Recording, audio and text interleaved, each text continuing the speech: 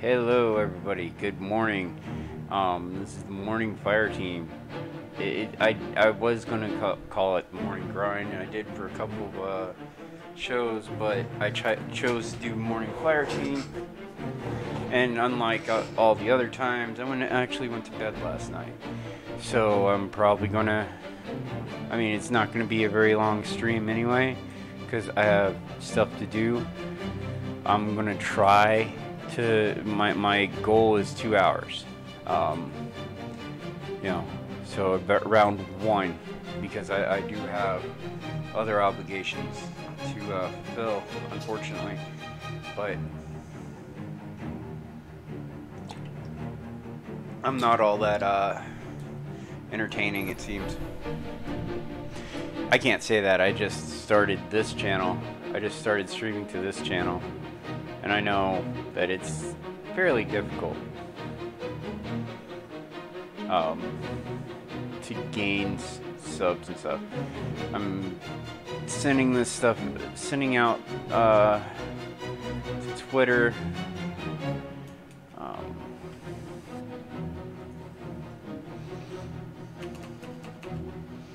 Morning fire team.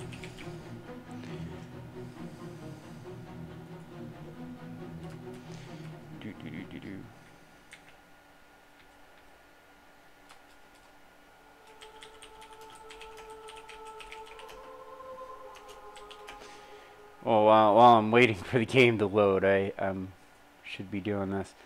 So yeah, I have the find fire team and everything going on.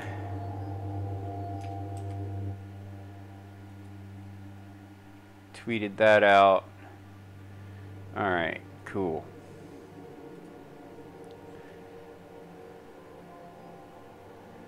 We'll just have this on. I'll be playing my 424 Warlock here. There we go. Let's go over to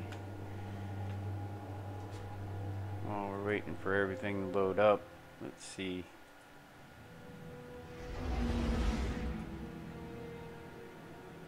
How all this is doing. Alright. Let's look at the live chat just in case somebody wants to talk and ask me questions and whatnot. I am playing on PC. I put that in the description. My Battle.net name is up there because I do want to do some creative things with the actual with the cutscenes and whatnot. I will be kind of doing that. Oh, more of this. Target the hangman. Oh, I have to do this. That's right. I got off on a rough, choppy start this week. But if you're looking for a clan, I'm playing Destiny 2 probably way too much. I don't really have a life, and I need to get one. Not that it's a bad thing, but sometimes, video games are in moderation and all that. Like with cannabis or alcohol, moderation is key.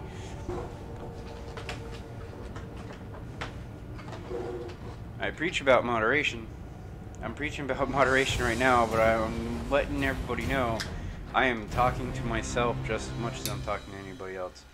Because sometimes I don't take that advice. And I'm going to say that because I'm not trying to help anybody or fix anybody's problems. I'm just trying to play video games.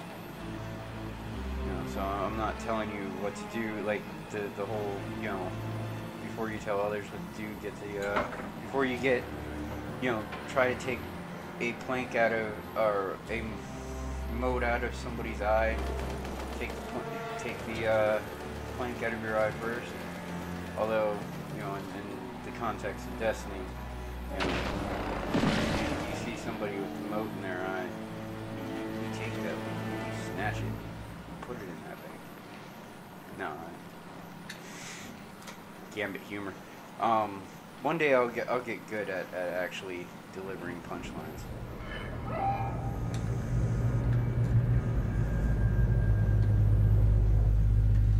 Probably not. It's comedy is just as much of, you know, like entertainment, comedy and and all that. I'm sorry. Sensors show an inbound fallen containment cell from the prison of elders. I should have started, because there's one thing I forgot to do, which I'm doing now. Alright, that's all done. I can fiddle with that later.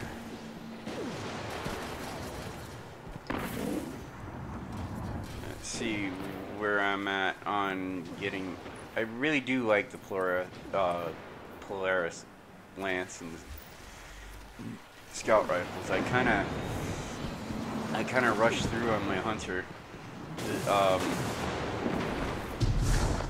got the Polaris Lance way after I completed Forsaken. Then I got it, and when the power level it's at right now is the one I got it at, 340. I have another. I have the Braytech Scout Rifle that's at 600 that I've been meaning to upgrade that with this, but I might not. I might just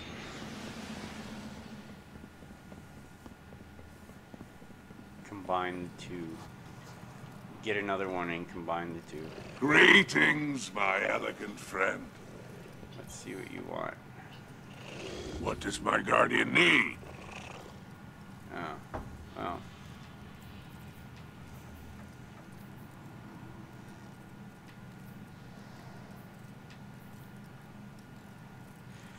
Oh, well.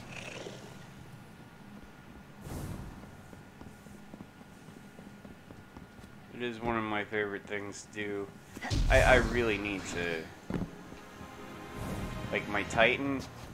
Like, with the Warlock, I got this. Titan I have to play the entire story for still. Like, I've already done it. I've already played all 3 characters 3 times. You know, up to Titan 3 times, and then I beat the IO on all 3 characters.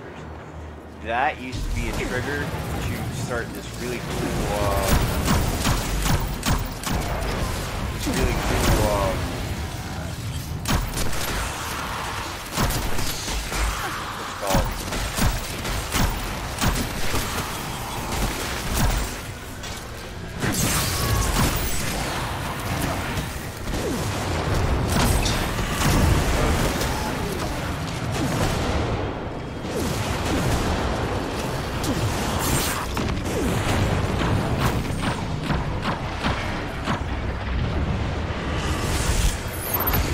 I'm forgetting.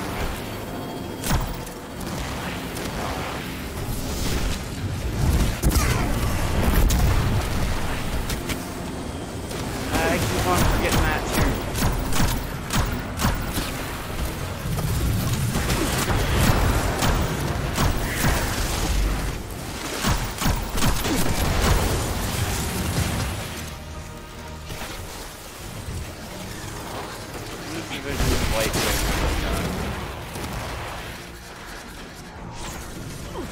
I'm fairly certain I'm messing up something here because I'm supposed to get that's Vortex Cataclysm is what I was thinking of.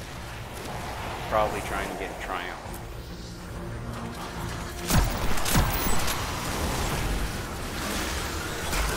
I don't have a lot of time.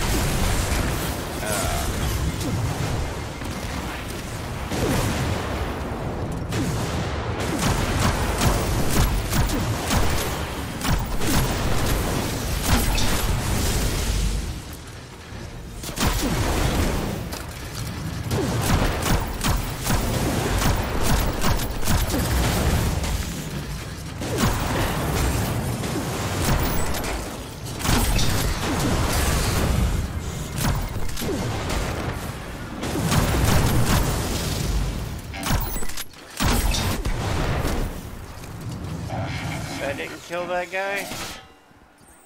Oh, I guess it did.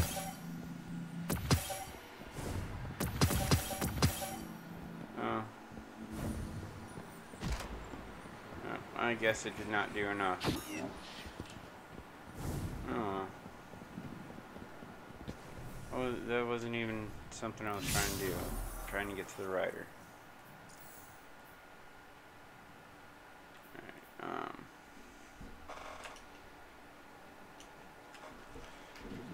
sorry, since I don't have a cell phone at the moment, so I can't really look at the Fireteam screen. So I'm looking really quick at the Fireteam screen, see if anybody is interested, has actually is looking for the Fireteam at this low level. Everybody is focused on new content that came out this week, and I did with this character, not with this character, but with a Warlock.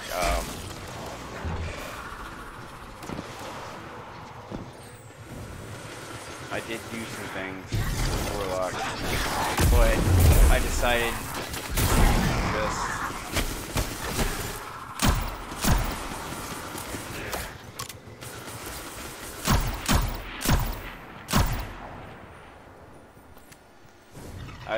to just,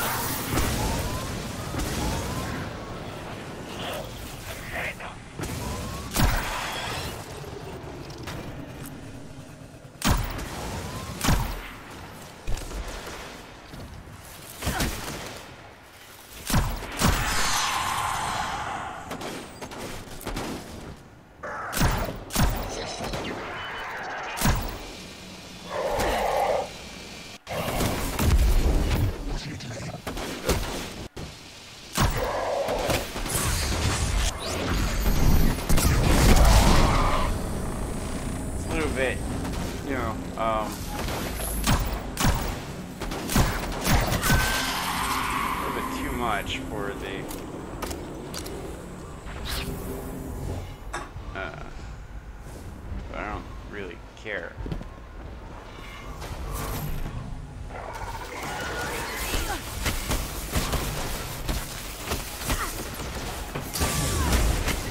Ah.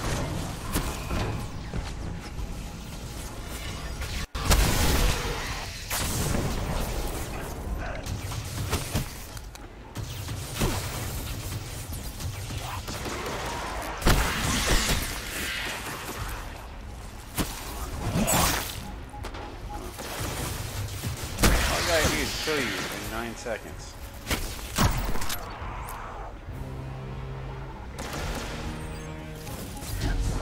Oh, that sucks. Okay, keep it up.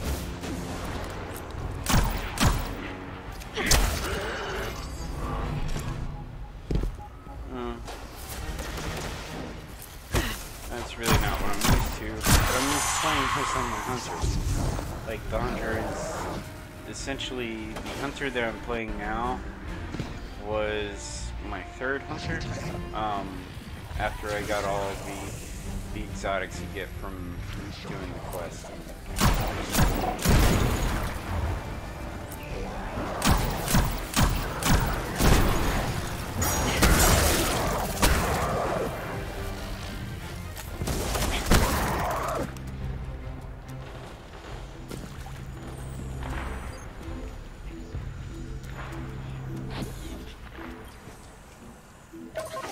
This garage belongs to one of Uldren's barons, Yavix, the Rider. Let me check the find a fire team thing. Alright, nobody wants to play the story. I don't blame them. I've been actually dragging my butt on seriously grinding for this stuff. Take the Rider's pike for a spin. We won't have to find her. She'll find us. It's biometrically calibrated. Let me run some diagnostics. I can tune it.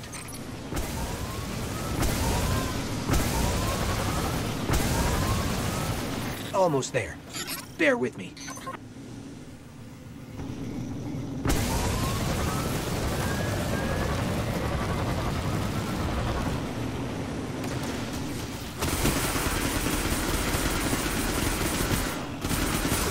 I wish the sparrows were like pikes. I guess sparrow racing.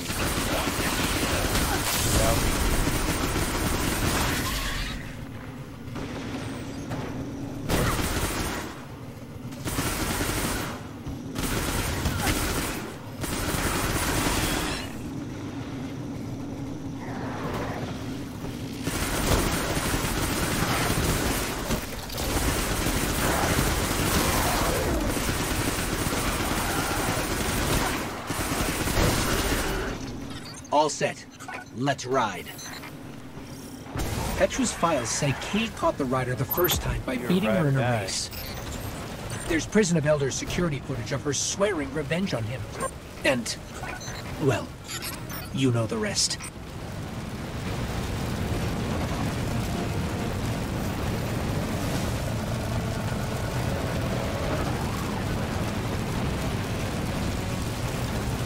I don't know. When I first played through this as my hunter, because you know when I play these games, I kind of play it through the way that the character sees it, or the way that I can conceptualize the character. Right? It's one of the reasons why I really like how Bungie does very limited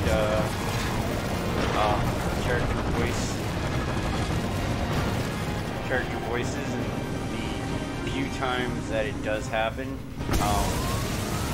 Since after Peter Dinklage, because Peter Dinklage did his thing before, you know. These pikes have a very distinctive exhaust signature, and right now it's all over my scanner. The Rider's gang is nearby.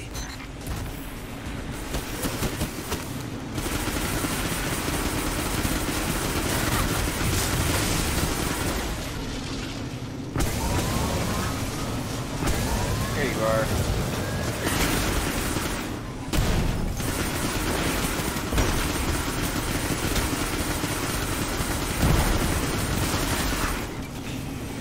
They're talking to the Rider on a secure frequency. We can triangulate her location with a little more data.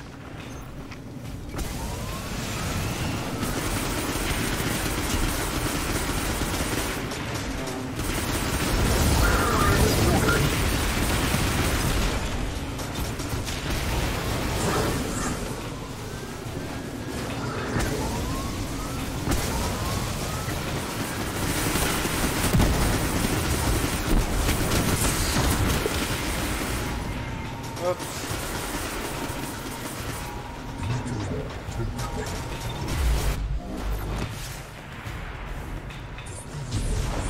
not sure if I actually like the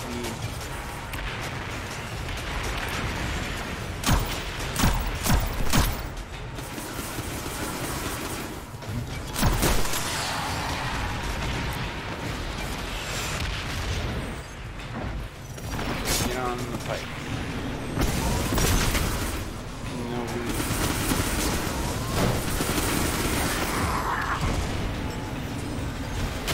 We're on her. Let's go.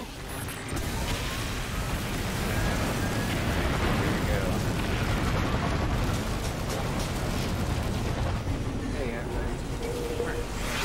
Pepe is my dog. I'm sorry, I have these little tiny dogs.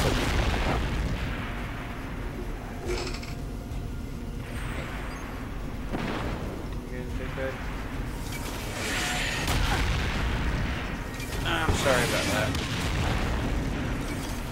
My dog does kind of come first. I have to live with him. And, you know, trying to get subscribers and trying to constantly entertain people. You know, it's what I do to recruit for the gaming group I'm in. And I do this type of thing semi-professionally. I wouldn't say professionally because I don't actually make any money doing it. I've had a lot of jobs, and a lot of them were unpaid. There she is. Why did I not use that pike? Damn it. You know, the whole thing is about riding bikes, and yet you're gonna walk around on foot. I'm not yelling at anybody, I'm yelling at myself here.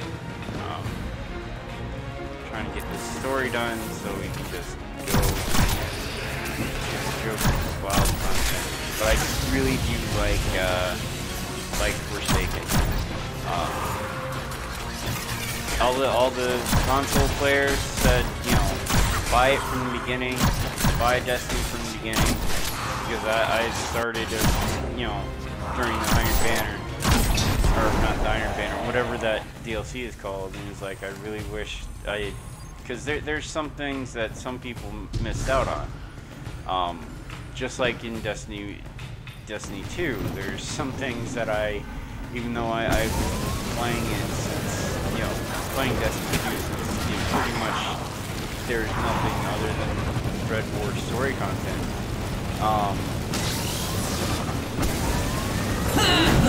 It's just a little bit different.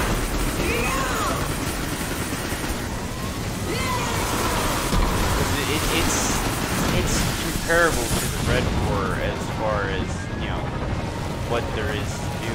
Because the Red War content, most of that, like most of Destiny 2 wasn't the story, it was the in-game content. And, you know, it's one of the things that have, like, as far as Destiny goes, the in-game content, or the story-based content is cool. I just wish there was more of it.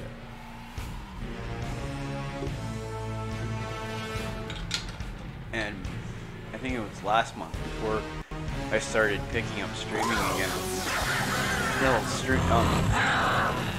Streaming games for the purpose of recruitment. Trying to see how well that does. Because why not? People are streaming to make money and do other things, so why not, you know, get people to join the clan that I'm in, that I live with, which is, you know, my gaming group currently. We all live together. We started out not living together over the past 10 years. And the same guys I've been playing games online with, I now live with. So and you know, gaming itself, online gaming has been very helpful for me in multiple ways. If I didn't have online gaming, if I didn't have the friends that I made and now live with, I would be in a much worse place as far as a lot of things. Of course, I get mad at people because that's what people do. We get angry, but you know, I usually don't let my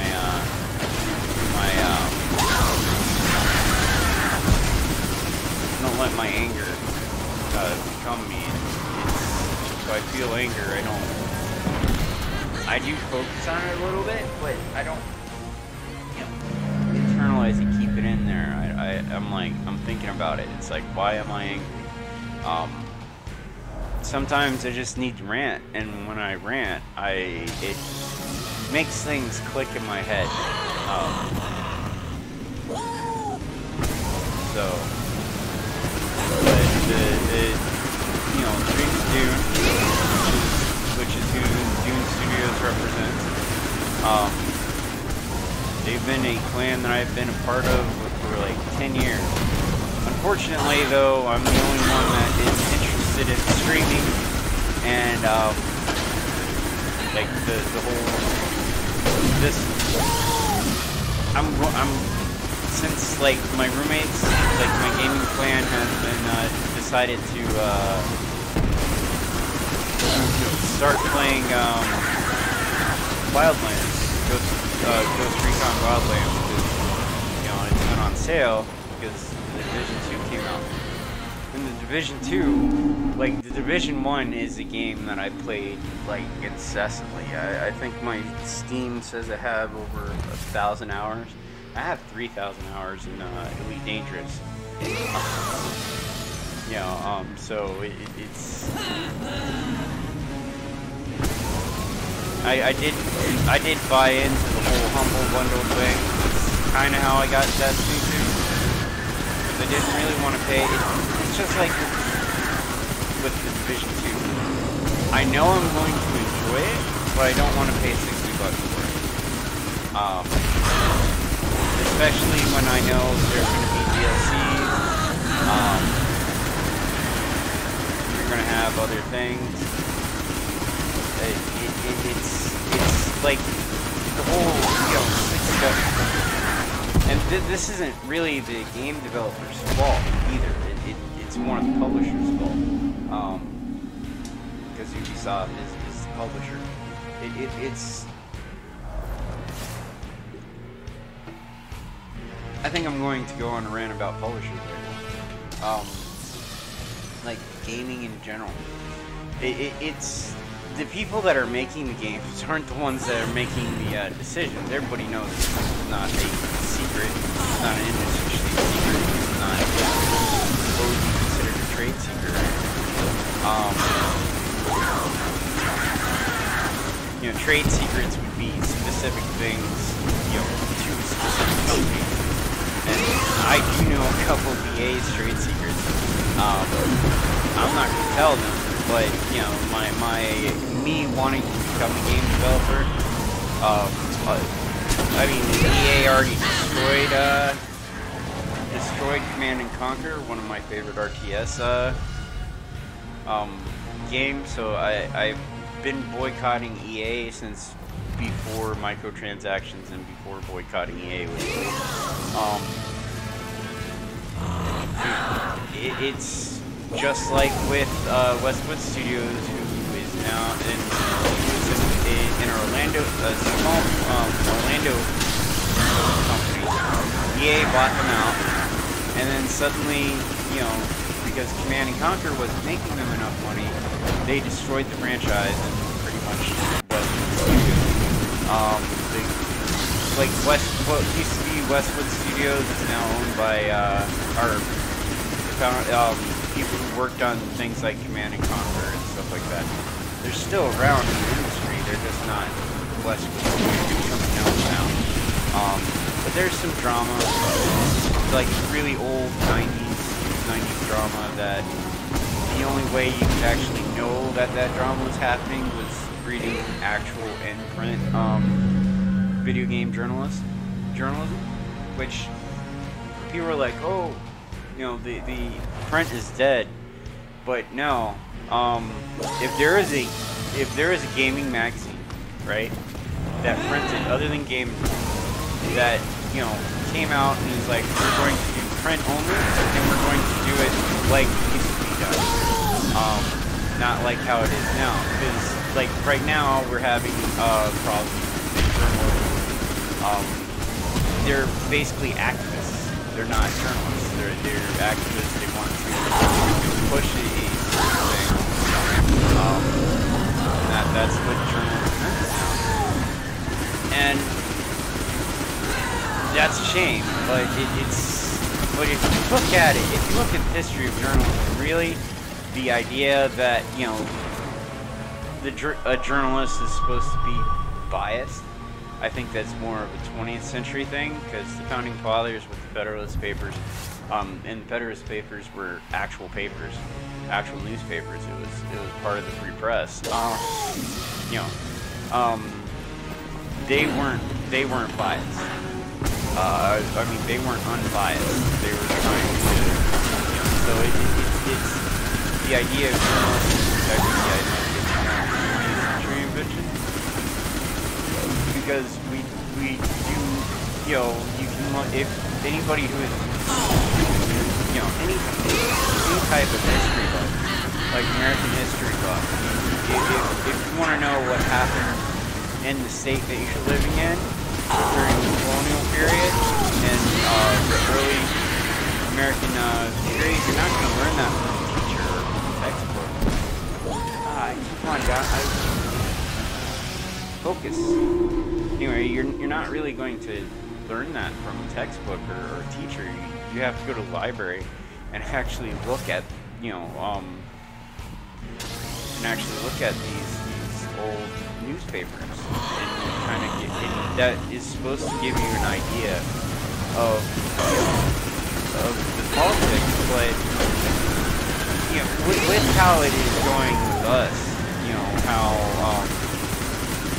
most, like, a big majority of Americans haven't trusted the media since the Bush administration. And it's not because of the Bush administration, it's because of what journalists did during the Bush administration that really got people to, you know, it's almost overnight the media narrative changed, if anybody noticed.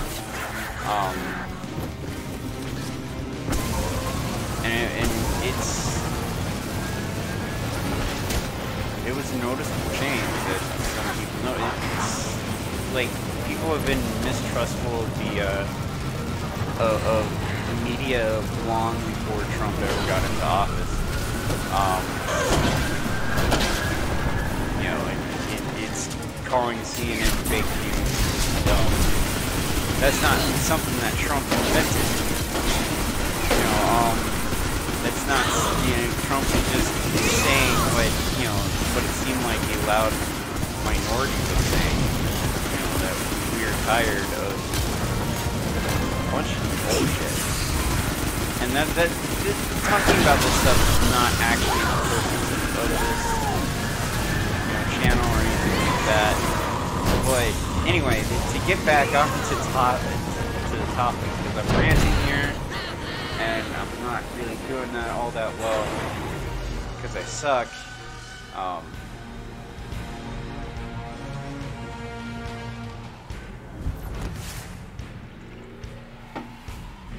Games journalism, back when Game Pro was a thing.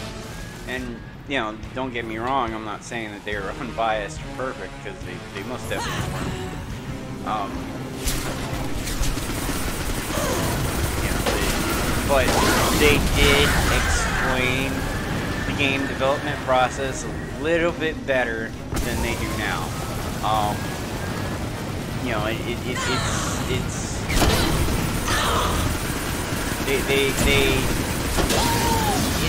a weird thing, because it seems to be like the younger type of guys who try to push that, you know, there was a time when games were actually products. No, games have always, you know, been software, and, you know, this is the nature of software. It's unlike an actual product that you can make.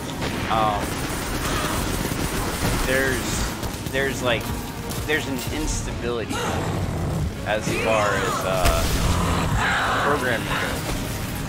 There's this kind of instability.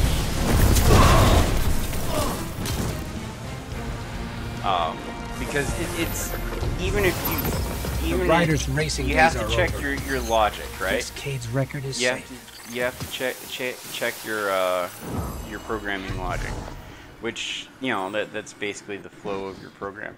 You know, how your program is going to work and everything else like that. How your game's going to work, and the you know, how game development works.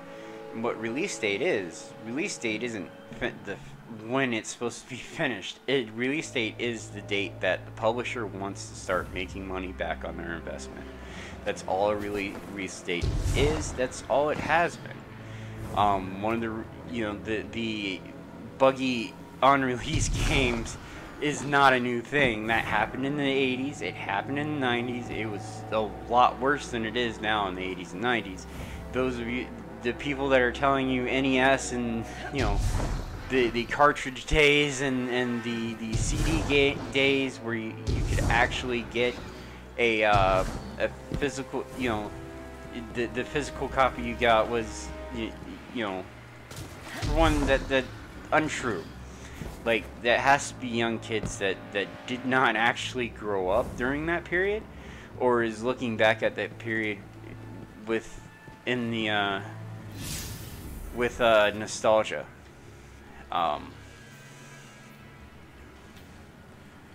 Let's see here. The Hangman, the Trickster, the Rifleman. The Mad Bomber was pretty fun. But I'm like way up here. So I guess we go with the Hangman. Let's see if I can find a pike. Oh wait, no, I don't need a pike. What? Not enough space for my sparrow. Anyway. And this is gonna kind of make, if this makes you angry to hear that in the 80s and 90s, games, you know, when games were, you know, unrightfully thought of as products, right? When they were thought of as products, it was much worse. It wasn't like NES games were buggy. And a lot of those bugs were completely out of the hands of the developers. It was because they're, you know, some of these bugs happened because of limitation problems. Like the NES had some really, you know, major hardware problems that it took some fairly creative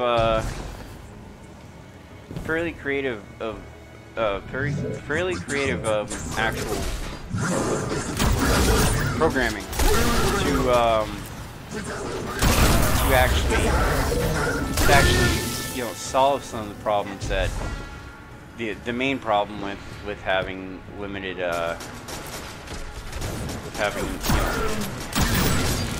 you're limited by the technology, the advancement of technology. So there's only so much you can do with programming. Like right now in computer science, when it goes into the simulation part, because that's part of the field that I went to college for, was game and simulation programming. You know, when I was going to college, which I didn't finish. I'm going to say that right now. I didn't finish, and Heads up. I don't. A Cabal I shouldn't containment be cell's about to considered touch down in this you know, sector. professional voice, or you know, that I'm expert of. I'm not trying to, you know, push myself as that. You know, as that. For one thing, if I did, then you know, I very rightly should be called out on that. You know, and so I'm making that disclaimer. I'm not actually, I'm not claiming to be an expert, but I am claiming to have, you know, some knowledge on this topic. Like, this you know, servitor's been drained. No. Mauled. I wasn't really a good I see a name carved into it. Rexus Vaughn. And that's Hangman. Partially I've got a because lead on him. Of video game addiction, partially because of combat-related PTSD. You know, and even though, like, if you're thinking to yourself, well, you know, video game addiction doesn't exist, I beg to differ. Because, right, look at it like this. Like, with gambling, you have this kind of, you know, you have dopamine, the whole dopamine and reward system that our brain does, which is a very natural thing. When good things happen to us, we feel elated and euphoric. Some people think that that's because the brain creates a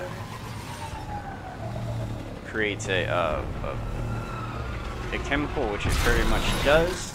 That's one of Spider's servitors. It might help us out if we free it.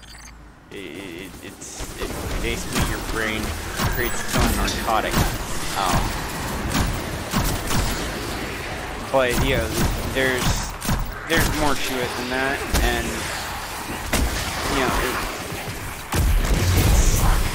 we don't actually know. Like when I say we, I mean science. I mean our species. We don't actually know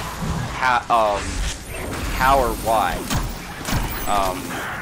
like cognition happens.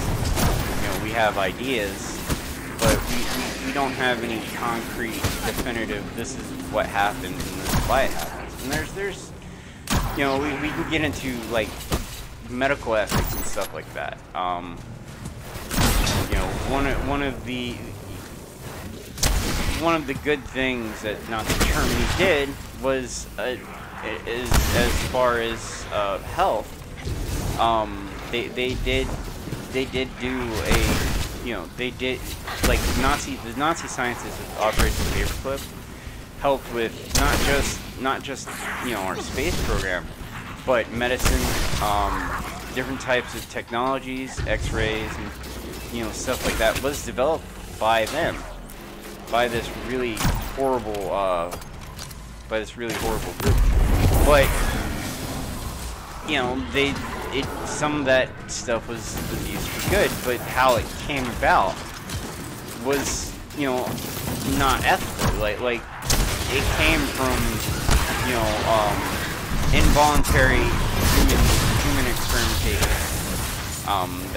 That's how most of the Nazi they create the Eden that the fallen need to survive and grow. It's shocking that the Scorn, everything they did, would even attack, you know, servitors. from Operation Paperclip, we know we know about that. We know where that came from. We know the horribleness of where that came from.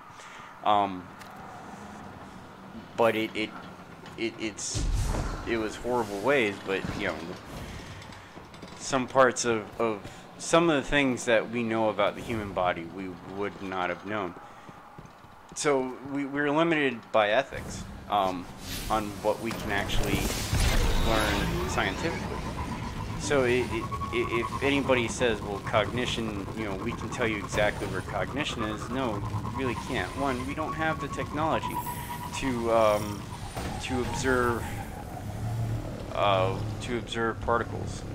We do have the technology. It's called the particle accelerator, but as far as human body goes, we can't actually we can't observe a living human body, a living human mind, what it does on the quantum level, what it does on the level of the particles. We can't ethically do that. You know, for one, more than likely that's going to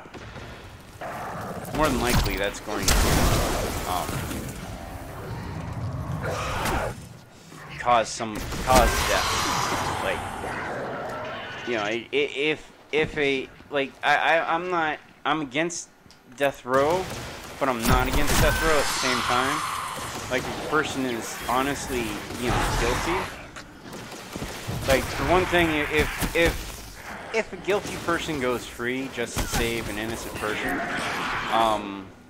you know, for most of history, that is acceptable. You know, that is an acceptable risk. You save an innocent person. Make sure that the innocent person doesn't get unfairly killed through the death penalty. But you know, that is going to mean, you know, people who deserve it aren't going to, you know, get it, because, you know, an innocent death is far more tragic than anything else. And if a man was, like, say, you know, executed for rape, and it later came out that, you know, that guy didn't actually rape.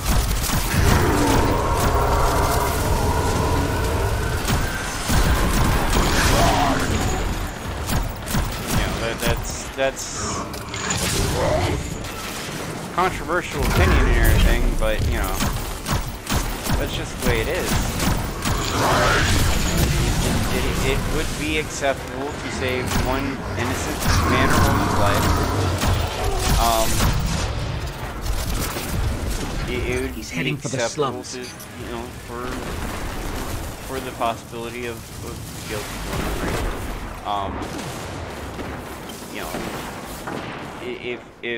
if you wanted to make it so the guilty would never go free, then that would mean the innocent people that were wrongfully accused of a crime would not be able to, you know, would not be able to go free either. So it's that whole aspect of it. That's a complicated subject too. Like, all sorts of things are complicated.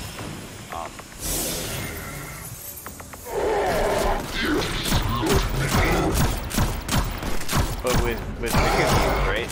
Because that's you know, game development is how I got onto that tangent.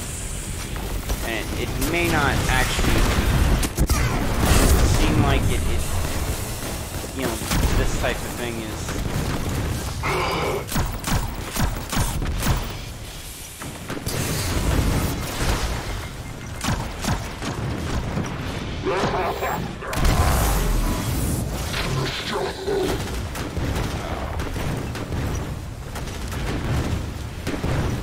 I mean, I just ranted for a little bit for, you know, about nothing. But it's like with game development, right? Release was never meant to finish. Like in software development, you're never finished. You're not finished until the maintenance phase. How software development goes. You have the development phase, which is basically you and a team getting together. Basically, you and a team getting together for and brainstorming, coming up with ideas, coming up with all sorts of things.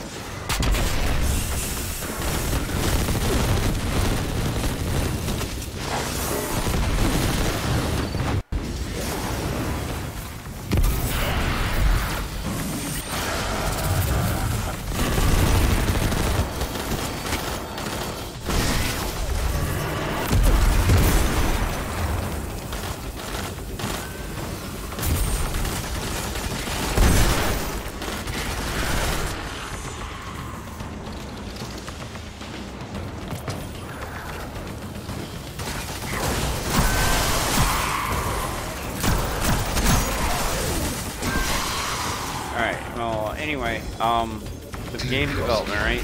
Release doesn't mean finished product. Never has. Release has always meant this is when the publisher wants to make money. And during the times when, you know, games were quote-unquote actual product, meaning, you know, you put in a cartridge and that's the game. That's never really been that. It's always been like a license, like having the cartridge is more like licensing, like you don't actually own the game that you're playing. You know, because owning software is a little, you know, owning software and code is a little bit different than, you know, like software and code is governed by different things than like physical products. Because of the nature of software development.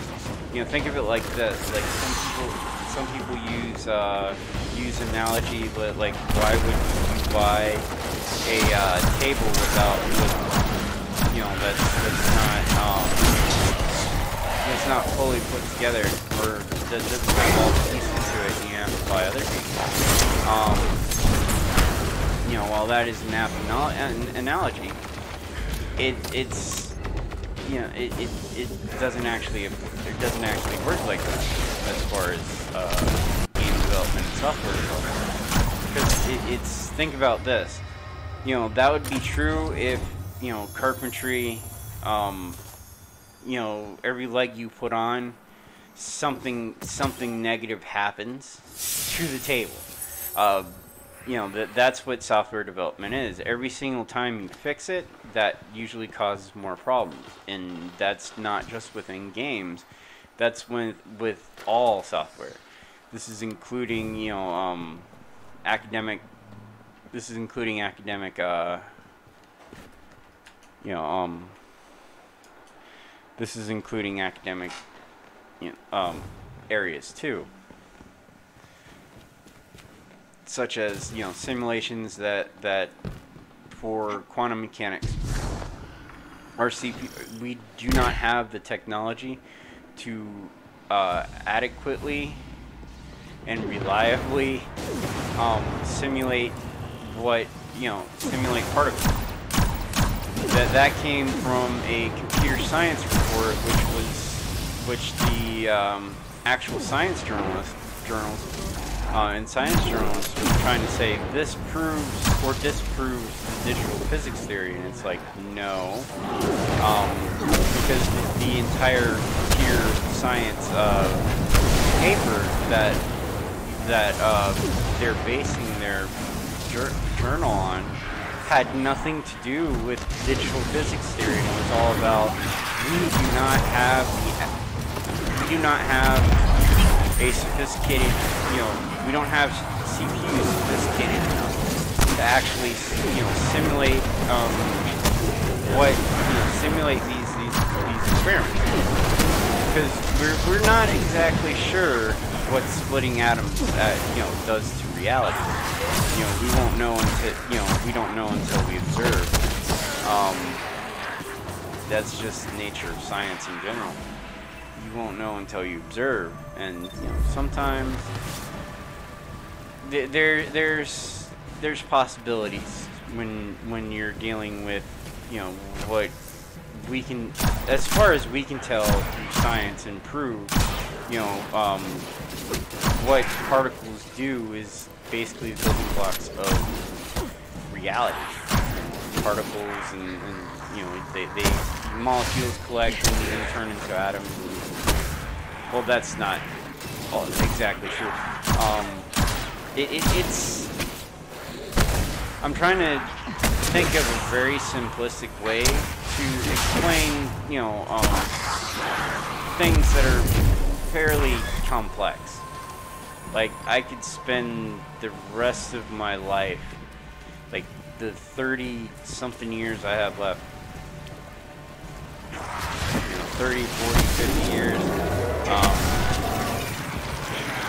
you know, if the average life expectancy for a woman, and, you know, raises to be like 200 or 300, then, you know, we would expect life expectancy of some men to, you know, to go up, but, you know, due to multiple different factors, differences between men and women, and roles within society, men tend to live shorter lives because we also tend to take more risks and, you know, do more things, essentially. Not that, you know, either one is good or bad, and there's multiple reasons for, you know, genetics and, you know, other reasons, but I could spend, you know, 30 years learning about these subjects and, you know, only know the surface level. That's how complex some of these, you know, subjects are. And I keep on getting off topic. I'm talking about game development, but, you know, when you're talking about software development in general, computer science is something that comes into play. It's part of a much more complex discipline. Programming is, specifically programming video games. It's not as easy as a lot of people think it is. Like, you know, and I'm saying that some people think it's easy due to what's on Steam, as far as Greenlight, as far as, you know, like I'm not a Steam supporter. I'm not a Steam shill. I actually support Epic Games, and I think that their store launcher is a good idea. I think the Bethesda store launcher is a good idea. I think, you know, I think Blizzard, I think Bungie should just have their own store, but you know, Blizzard having, you know, being Activision's store, that's a good idea. You know, there shouldn't be just one centralized platform for buying games on the PC, because that leads to problems. Like with Steam, one of the largest problems with Steam is that, well, it's all right. One of the downsides of indie gaming, which even though I do support indie gaming, is the whole concept of gaming without, you know, being able to make a game company without meeting the publisher, I think is good, and I think crowdsourcing is a good idea, but unfortunately, like Kickstarter, like there's no platform that actually does it, you know, does crowdfunding in a way that that is in a way that really is you're treated as a customer, not as an investor. With like Kickstarter, you're a customer, you're not an investor. And you know, with an investor, let's say that I somehow got a whole bunch of money, and I decided to use that money to create a video game publishing company, because I really like video games. And I want to, you know, I want to actually, you know, help the industry and not hinder the industry. So let's say that I was to make a you know, publishing company, right? I wouldn't be giving money to like game developers that go, I have an idea, but does not actually have a concrete plan, does not actually, you know, if you can't write a fictional book based on, you know, your game from just your plan of it, then, you know, no. And a game design document is essentially your entire game. You know, when like Anthem, BioWare said, oh, we spent, you know, 6 years developing this game. Keep in mind, and this is what we used to know back in the 80s and 90s, but you know, the newer guys seem to have forgotten. You know, the simple truth of game development, it seems, and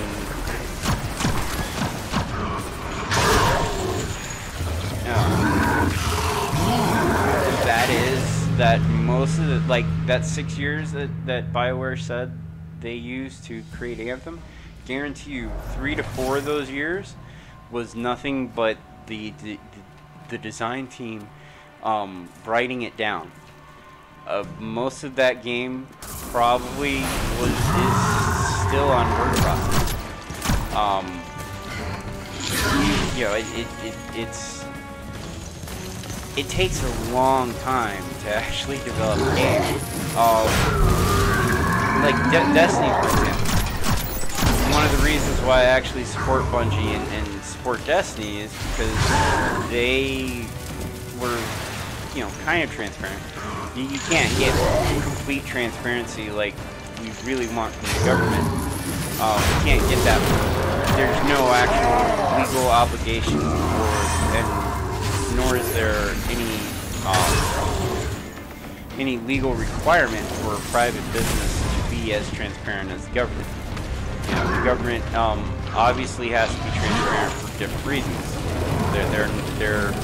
They're there to service, you know, the people. They're not there to make money. So like you know, economy and government, while they are very much, you know, they very much have intersecting role, it's really not, you know, there's certain things that we can't, like, we can't get a game company to tell it would be unrealistic to expect a game company to fully, you know, give out its game design document. It's basically the game that is on paper, because that would include their DLC plans, their story plans. And sometimes the publishers, they'll look at this document and be like, okay, well, like some YouTubers have used the term most viable product recently when talking about this. And, you know, the way the YouTuber explained it was kind of wrong, because they're like, well, once the game is, you know, when the game is developed, then you have somebody going in and telling them to cut, and it's like, no. That's well before any type of programming actually goes into an IDE, or IDE, an integrated development environment. You know, like, you know, Microsoft Office, or not Microsoft Office, but whatever the programming is, that's an IDE.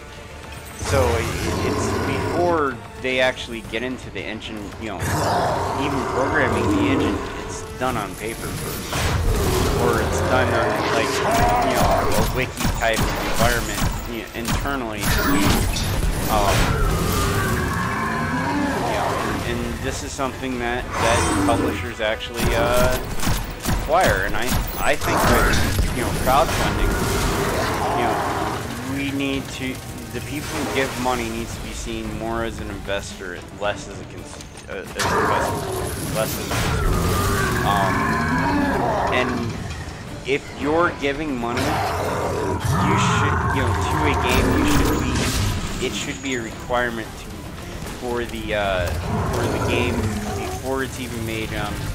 For Kickstarter to be like, you have to, you know, have some kind of you have to show that you have a plan. And if I was to do a Kickstarter for a game, I would be like, you know, for everybody who pledges $100 or more, you get the you know, basic plan. If you spend like $1,000, you'll get saddled with an NDA in the entire game design document. Because you're, you know, and I can understand why some game developers don't actually want to do that type of thing. Don't want to give the customers the entire game design document. One, they're not going to read, you know, thousands of pages, and, you know, and be bored with it. And then another thing is, like, there's not enough people that actually, you know, understand the process for that to actually be impactful. It's, as much as gamers like video games, we are largely ignorant of how games are made. And with some people, it's like, you know, some people don't want to know how the process. But at the same time, you know, if you're going to say video games are a product of some kind, and not a service, which all software is a service, and that's mainly because of the nature of software development. You know, like I said before, if you are working with a type of wood, right, that every time you did anything to it, it changes it sometimes in a negative way. Like every time you sand it, a bubble will appear somewhere on the table. Some kind of imperfection or problem, what most people would call defect, was to happen. And now that's not how carpentry works. That's not how wood works. But let's say for this fictional argument, right? That's how building an actual product was the same as software development. Which means every problem that you fix creates at least 10 more problems. It's never ending with programming. Why I don't think that any software should be considered as a product, like a table or something like that. It is a very low resolution way of actually looking at it, for one thing, but for another thing, it doesn't take into account the base nature of every time you fix something in a very complex computer program. It's going to guarantee create more bugs, and sometimes those bugs don't translate to the customer, so we're not really sure fully, whenever like with Destiny or any other type of video game, let's say that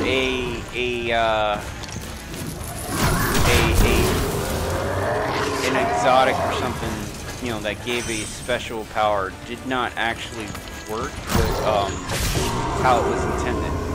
Let's say, like, for the example, the Tokyo Ghoul looking mask Titan in Destiny 2. The one that some people call a nerf. It was really, like, wasn't really a nerf, it was like way too OP and causing a lot of problems in PvP. Because it wasn't working as it was intended. It was doing a little bit more, and so they fixed it. And it's suddenly a nerf, but it's like, how do you know that what we got initially was what they expected? We're not. It's unrealistic to think that a game company can actually test for everything as far as PC goes. Consoles, yes. With consoles, it's a little bit easier to get the bugs out. It's a little bit easier to, especially with hard drives and updates. I am far more comfortable buying a game on release, for the Xbox or PlayStation or whatever. If that's the way I was going to go. But I feel a lot more comfortable buying something on release than I did back in the 90s and early 2000s. Before there was updates on consoles. One of the reasons why I switched from consoles to PC in the late 90s was because of the bug problem. Nintendo 64, NES, SNES, they all had problems, and PlayStation, with the PlayStation 1 and stuff, the games that were also on PC that were on PlayStation got updates, whereas PlayStation versions, I would have to wait a good period of time before those bugs. Like I'd have to wait and buy a totally new disc. So I almost, like, in the 90s and early 2000s, I very rarely did the newly released games on console. I pretty much exclusively played on PC since then, And the whole reason why I switched from console to PC was because of updates, because of expansions, because I didn't have to buy another copy of a game just so I could, just so some of the problems that it came out with could be fixed. And this is the thing that did happen with the game, like with Castlevania 2. I'm pretty sure it was Castlevania 2. One where you walk around in a swamp sometimes. Like, it was a legitimate bug that you could not kill Dracula. Like, you could not beat the Dracula. And you know, some like when you would rent a game, because back in the day when we actually had, you know, video stores and stuff. You know, and you could actually, you know, rent games and consoles and stuff like that. If, like, the different lot numbers and the different, like, sometimes you rent a game, and then when you go and buy it, it's a different game from what you rented, because they fixed some of the problems, and whatnot. That is something that did happen quite a few times. But with bugs back in the 90s and 80s, or the 80s, 90s, and 2000s, bugs were a lot more. It was a lot more tolerated than it is now. You know, it's having buggy game releases isn't really a new thing for not just PC. It's just not a new thing for gaming. It's always happened.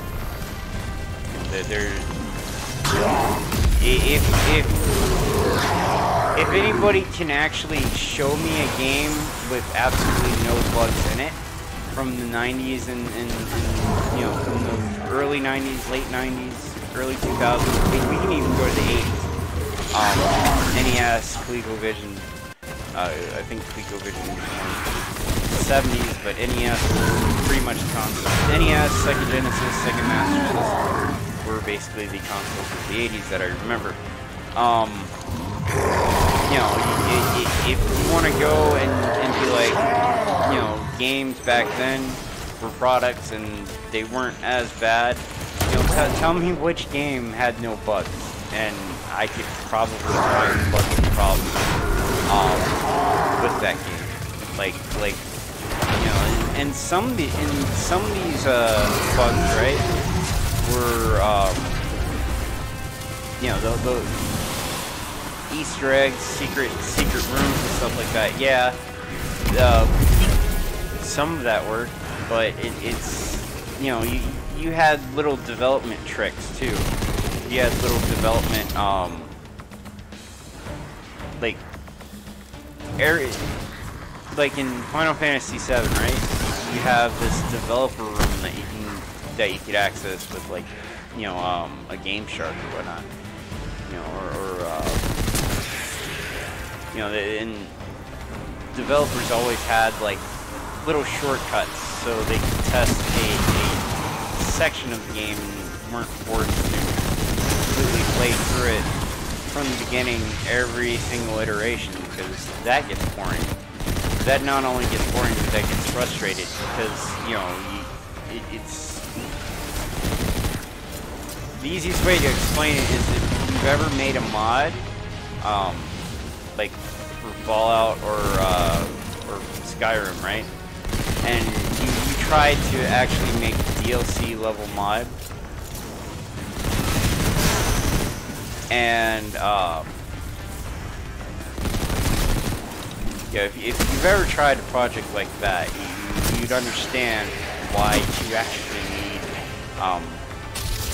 why developers in the 90s and 80s developed shortcuts that you know, help them develop the game, but also cause some instabilities. And of course there's the limitation of technology on that as well. You know, like the NES, a lot of bugs, you know, some NES games had was because of the hardware. Because, you know, you had to do it in a certain way or the hardware wouldn't read it, and there's limitations to that. Sometimes, you know, the more ambitious game would have to, you know, would have to just not, you know, take a back seat essentially.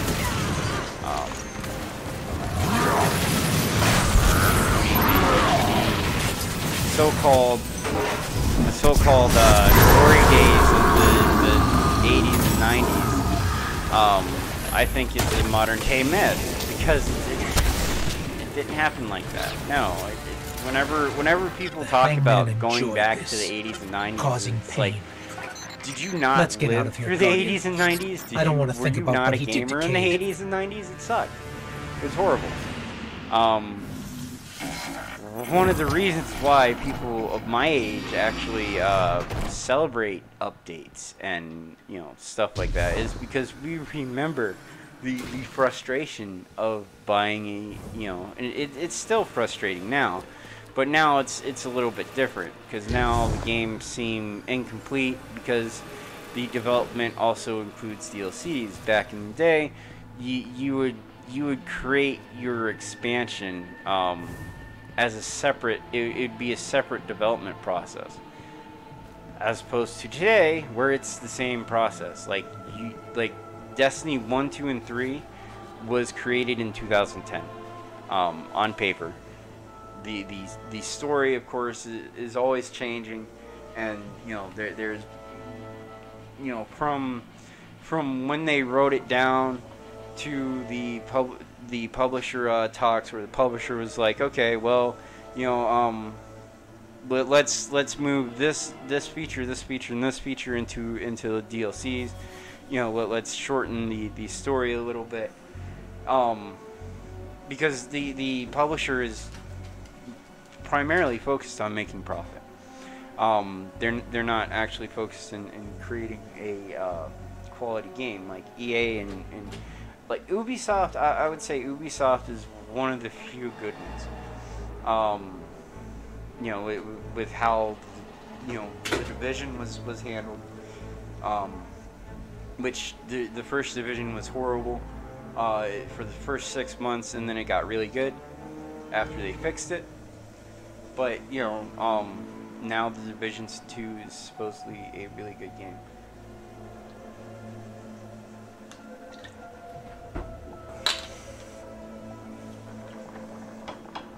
See, I've been ranting about nothing.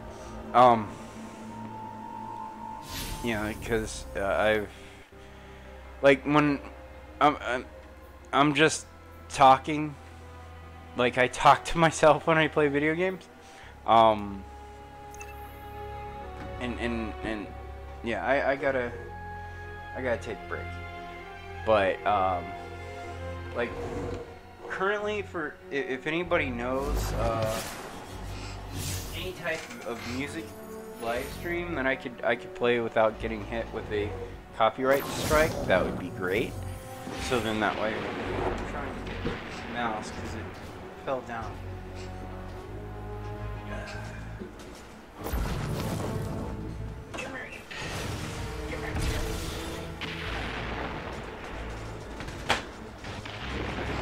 Alright, so I don't really have any real music. I mean, well, I kind of do. I did this month do a bad thing. Well, it wasn't a bad thing, but it was definitely a waste of $10. Well, I wouldn't say it was a waste of $10. It's just I'm showing a Cabal containment cell inbound near our current position. I should have gotten the Forsaken I should have waited until the season of the Drifter was in full swing. But I really had to get that Last Word shirt because it was cool looking.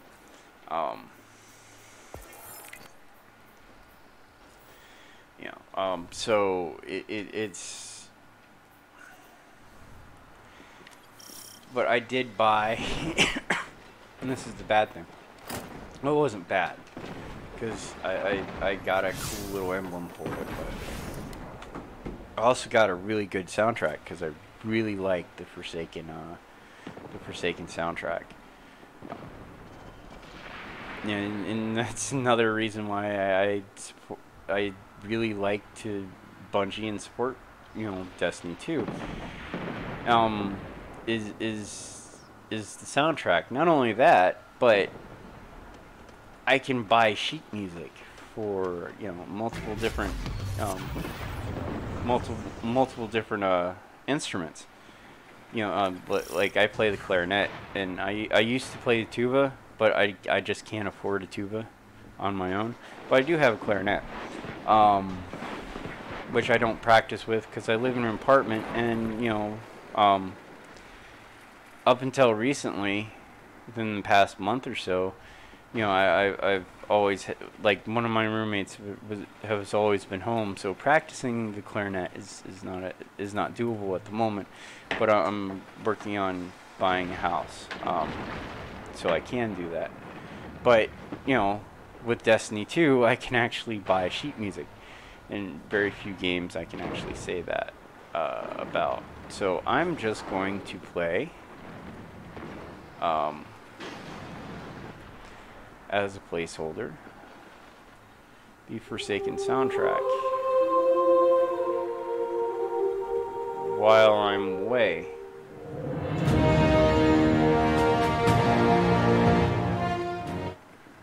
Alright, I'll be right back. I do have to do bio and other things.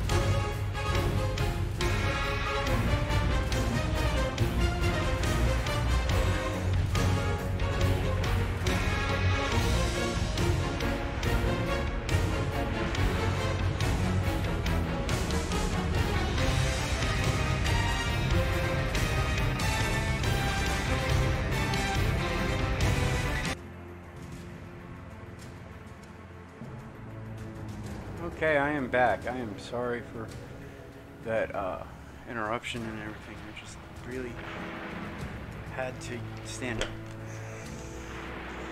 up. Because that's just what people have to do every once in a while. I have to go to IO. Because I want what's going on in IO. I have so much to do with this character. But anyway, as far as Destiny 2 goes, all of it, like Destiny itself, has already been written down on paper. Destiny 1, the DLCs for Destiny 1, Destiny 2, the DLCs for Destiny 2. And Destiny 3, we might not get DLCs for Destiny 3. They may play with Destiny 2 a little bit with the annual pass. I really do hope that I understand your visions have taken the form of trees. I've seen them too. You know, I went back to IO for as answers. a The major last place the bad guy Traveler in Destiny touched. 2. IO will think Destiny react 3 to your will be a arrival little bit, if you let it. better to do that with, because the whole Savathun thing, Savathun and how the hive structure works, I think is complicated enough to make its own game. I put us down right in front of the crater where the Traveler touched Io.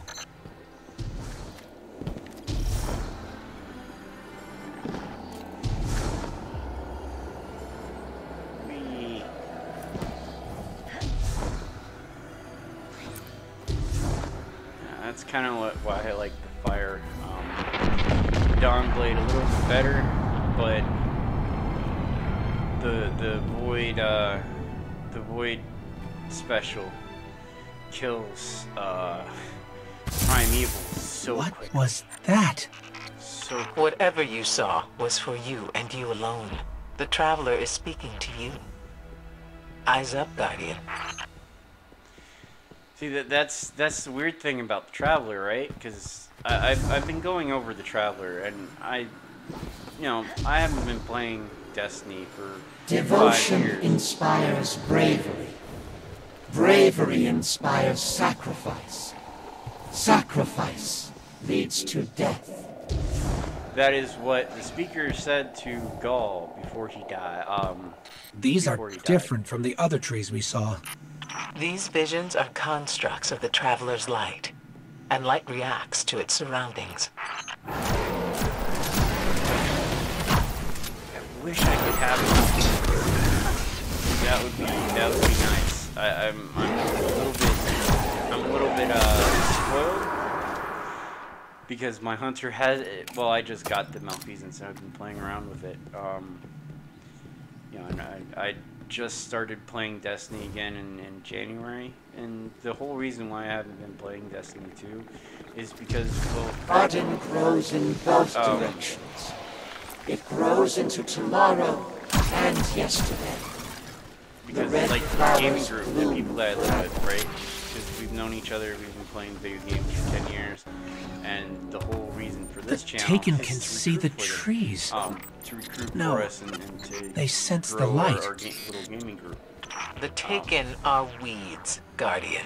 We're not actually Pull playing them up. any one game at the moment.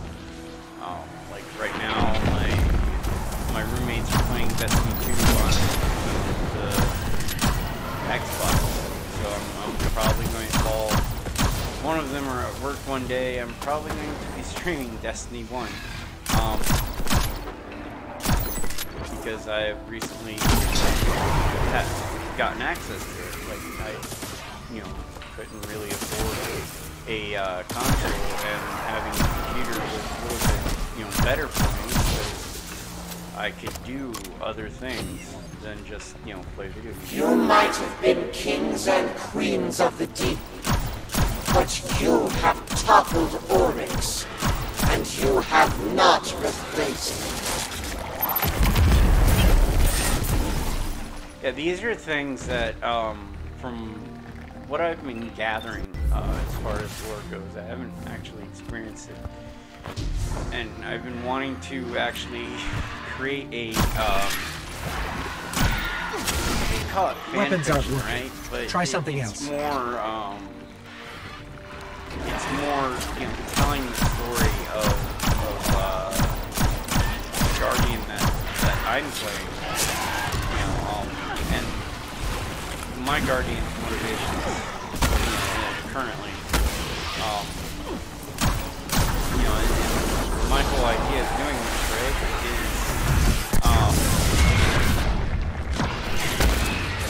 is based on, you know, the Cade 6 character. Hunter is my hunter, and I really do enjoy the hunter class. I really liked the voice actor that does Warlock. I'm fairly certain I recognize his voice. You know, sometimes I'm pretty sure he's the Allstate guy. You know, the guy who goes, "You were in good hands." But I might be wrong. But he is very, like, his voice. I know his voice. I've seen it in movies. I'm fairly certain I've heard his voice in movies. He's fairly. Humanity must have protectors. I just don't know his name. Will and you I don't stand really with me? I'm playing right now. I don't want to go to IMDb and see who it is. I could probably go into the Destiny credits and watch the credit line.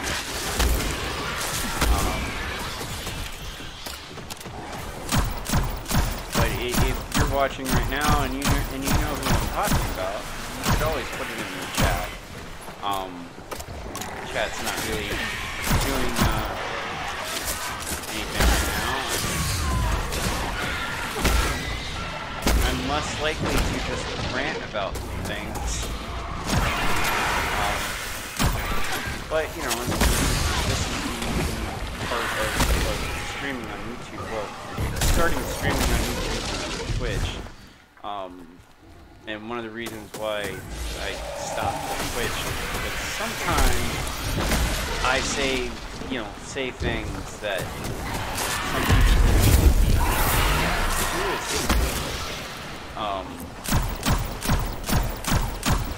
no other reason, not hateful, but, you know, that's just,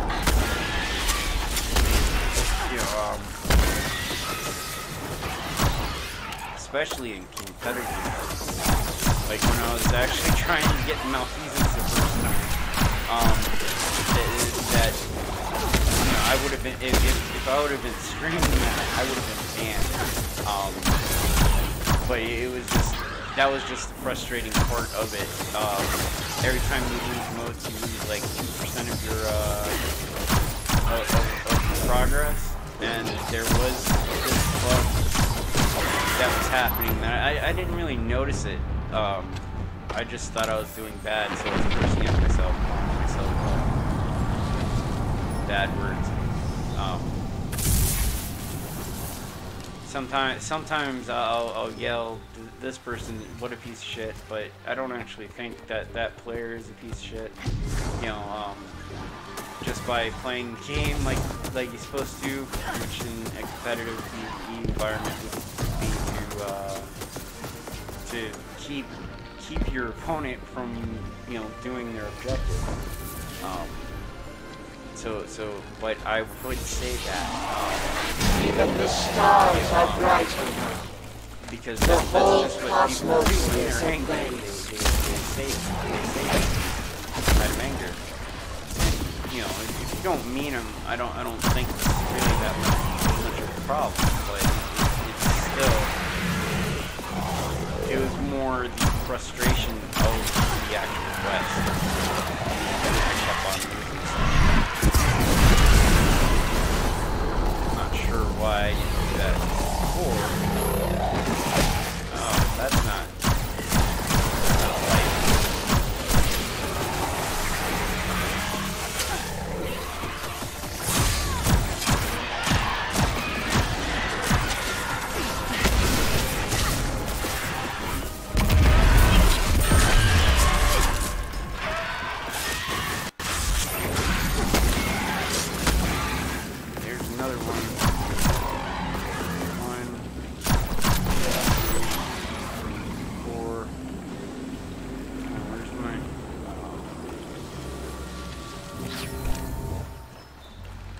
I'm not really all that experienced with the hunter. The Traveler's been alive for a year. Like I said, why has it waited so long to speak to us?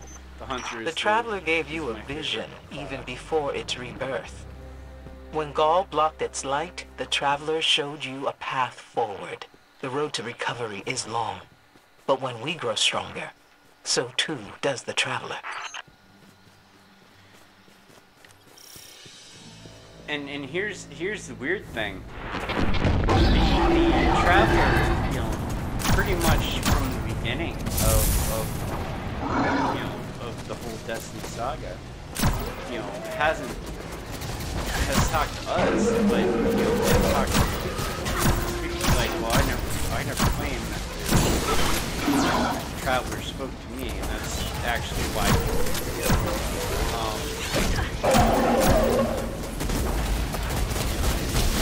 I'm presuming that he's dead. I'm fairly certain he's dead, but he also it didn't actually show, you know, it didn't actually confirm if he was dead or not. Like it didn't have a funeral for this, and there was no in-game there's no like funeral or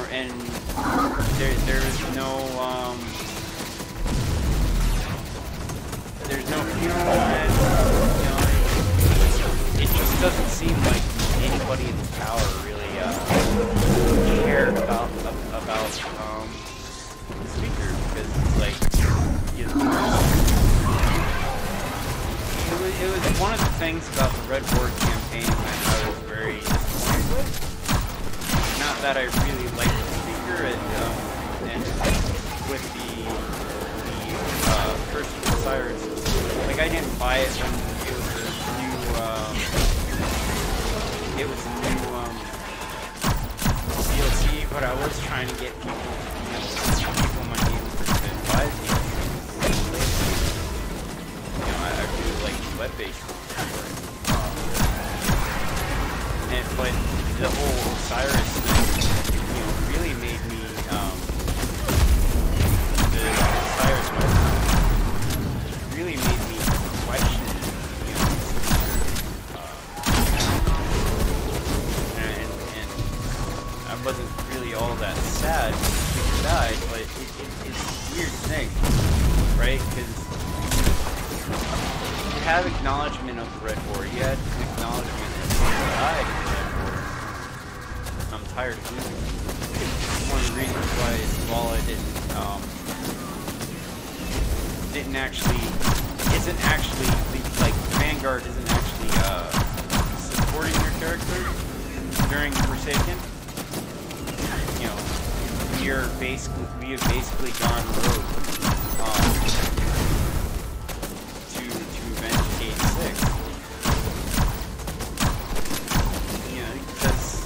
With Gate 6 at that time, and you know, it's like, well, we should have been there. That was in the previous stream I did, actually. So, if you want to see that, I did very minimal talking in that stream. But with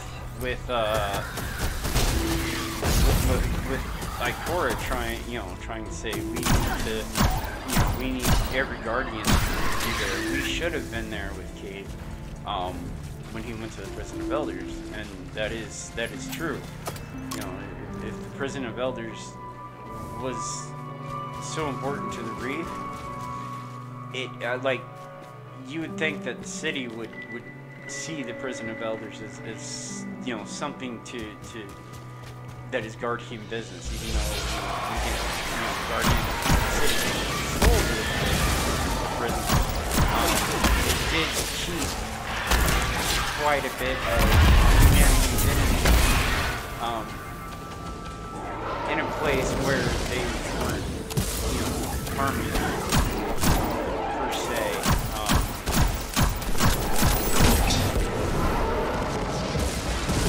They weren't harming non-light-bearing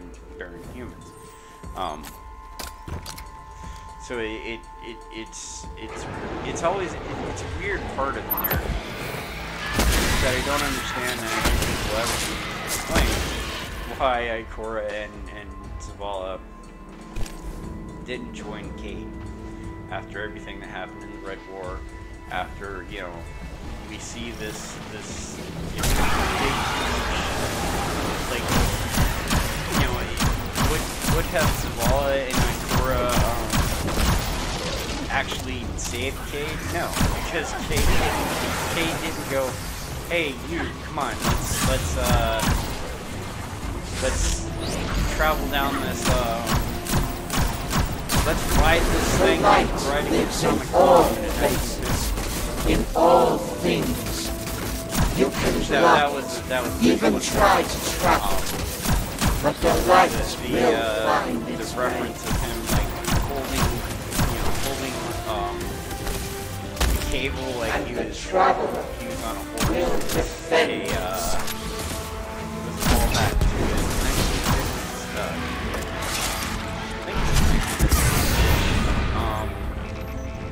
1950s. Can we get closer?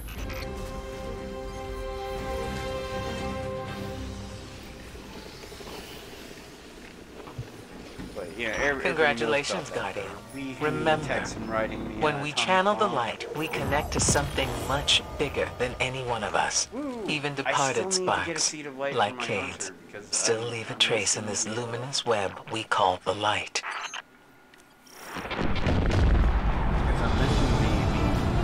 Arc light,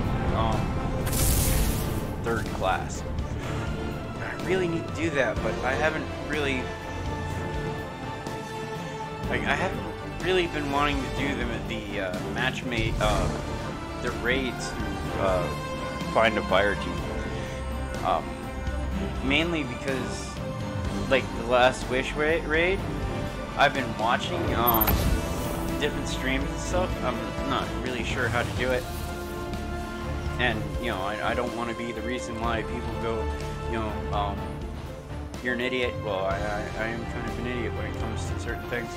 But, you know, I don't want people to be all mad at me because, you know, because I couldn't, because my performance made them lose the raid.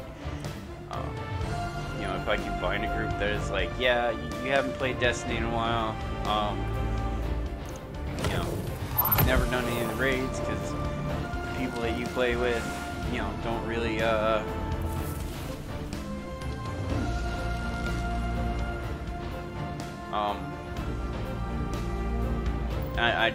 I don't really want to get people angry and be like, you suck, you cost me, you know, so many hours, you know, and so it's not really, you know, like, I want to do the raids, but I would like to, you know, gather more people, you know, have people that I'm comfortable with playing. That's one of the reasons why I'm streaming, is to recruit, basically, for the clan that I'm the leader of in this game, but I'm not the leader of the gaming group. Mainly because I denied leadership roles. I don't see myself as much of a leader.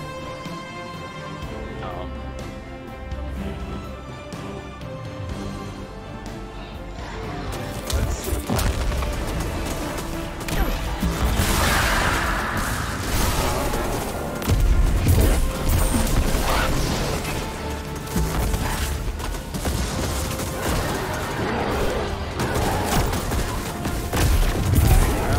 I gotta play a little more with that.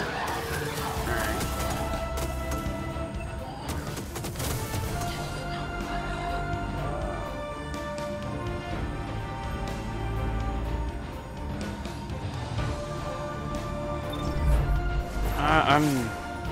I'm sorry, I'm a very disjointed person. I frequency hop quite a bit. So it does get hard to follow me sometimes. I do acknowledge this. It's one of my flaws.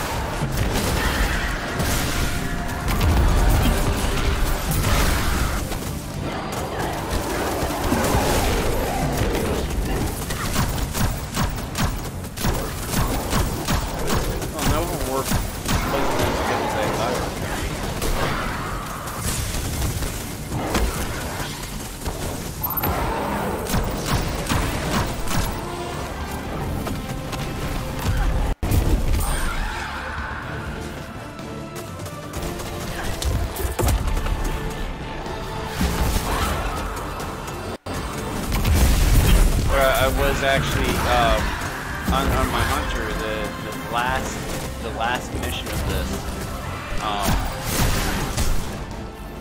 was heroic, and I forget that heroic much harder versions and of curated parts of the story that you can't really play again. Like, I hope with Destiny 3 or at least even with Destiny 2 that we have the option of, you know, keeping everything like in a heroic different.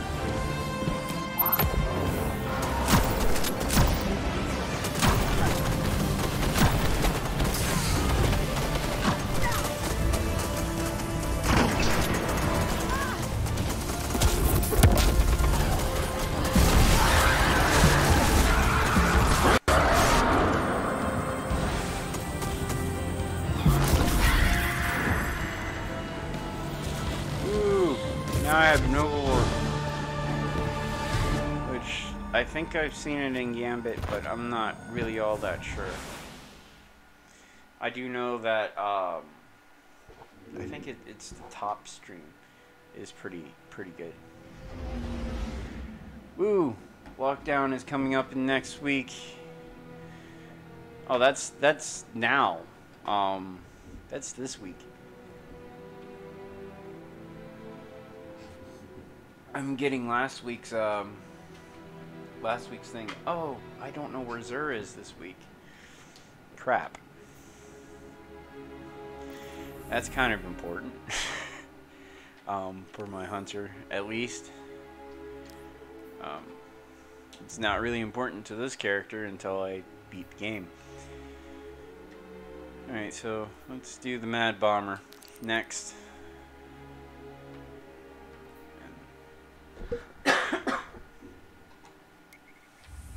Like, I don't actually want to do the Allegiance quest until, like, I should have done it on Monday or Tuesday when it was released, but I decided to wait a little bit until I finished at least Forsaken on this one. I was going to start through the Red War like I did previously, because I didn't do it on a stream, but I went through the Red War, like almost all the DLCs with the Warlock. Then I deleted that character. Because I had a majority of the exotics you get from the main storyline anyway. Which, if you never played Destiny 2 when it first came out, to get all the exotics from the story, you'd have to restart, and having three of the same kind of the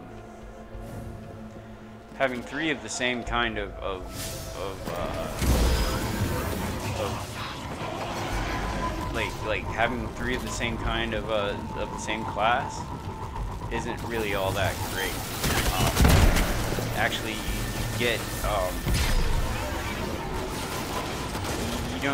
you get somewhat punished by doing that from Destiny 2, or used to. They definitely designed it so, you know, all three of your all three of your slots are supposed to be filled with, you know, each of the 3 different classes. Because when you make like 3 hunters at the same time, only one of those hunters gets like an XP boost and stuff like that.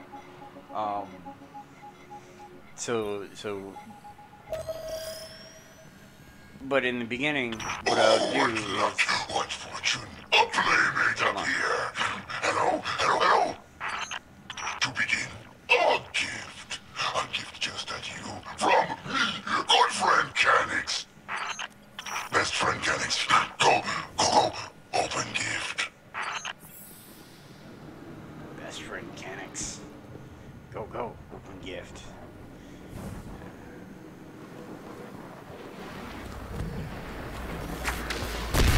Surprise! Is death! Surprise! Gift is death.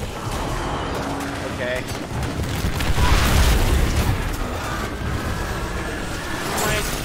How do I unlock the melee for this?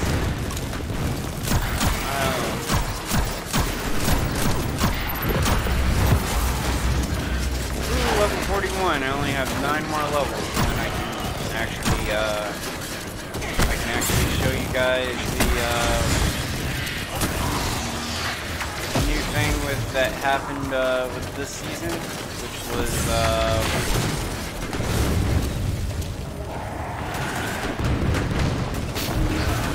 thing with this season, which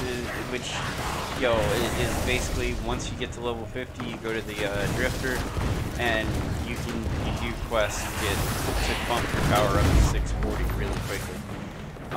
So you don't really have to go through all the forge stuff, which the forge stuff is fun, but you know, I mean, I shouldn't, you know, December to March, essentially. You know, you're looking at you know, content that was created so people can play during 2 months that have already passed. And some of the things that happened in that part of the season pass, if you didn't experience it in the game during the season, more than likely it's not, you're not going to experience it. Like, there's the whole, you know, Niobe Labs stuff, which I was late to that game. I didn't get the annual pass until after we have to disable that splinter mine, or this whole place will blow. Last thing was this is actually the, you know, and I kind of wish that I just kept on with it and, you know, kept up with Destiny and just play the different expansions, you know, since they were released. But it's and I really wasn't doing it for any other reason than people that I normally play with really has no interest in Destiny.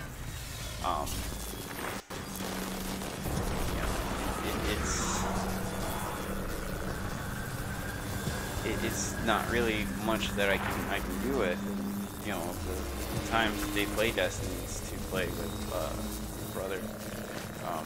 As far as PC, but you know, with Xbox, like, you can share games, including season pass content, like the annual pass and all that. On the Xbox, I think I have access to all that because my roommate has access to that, which that's being shared by his brother. So, yeah, it is.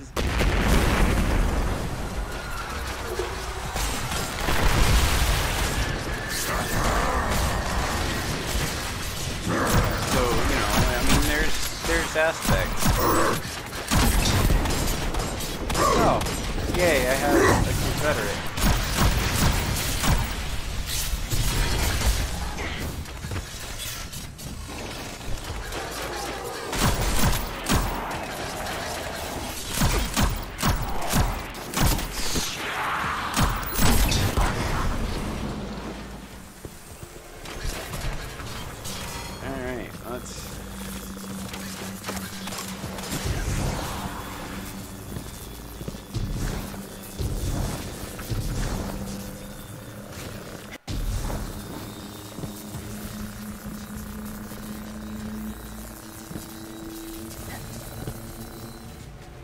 Let's see if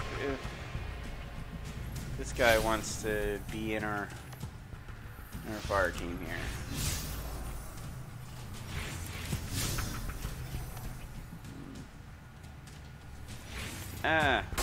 Where am I? How do Only stupid cabal can knowing, but not you. Red Legion ships above us. Must be the Cabal the bomber mentioned. Let's follow them.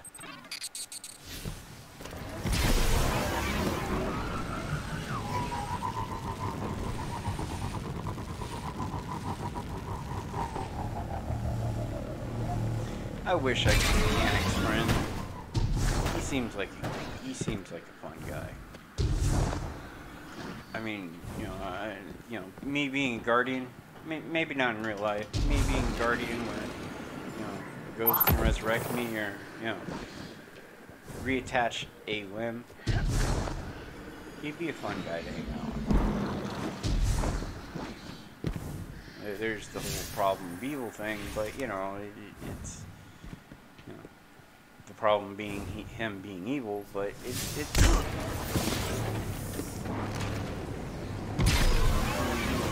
you know, he's mad bomber, crazy guy that throws around explosives. It's not to like, other than, you know, he's a crazy guy that throws around explosives.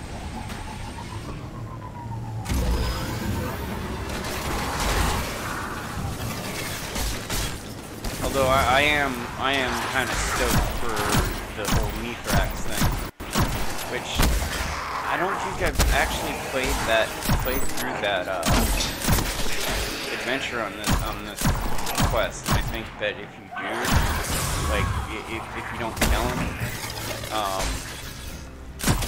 that affects something in Forsaken. Fairly certain. Like he helps you in Forsaken for something. I forget. It's been a couple months.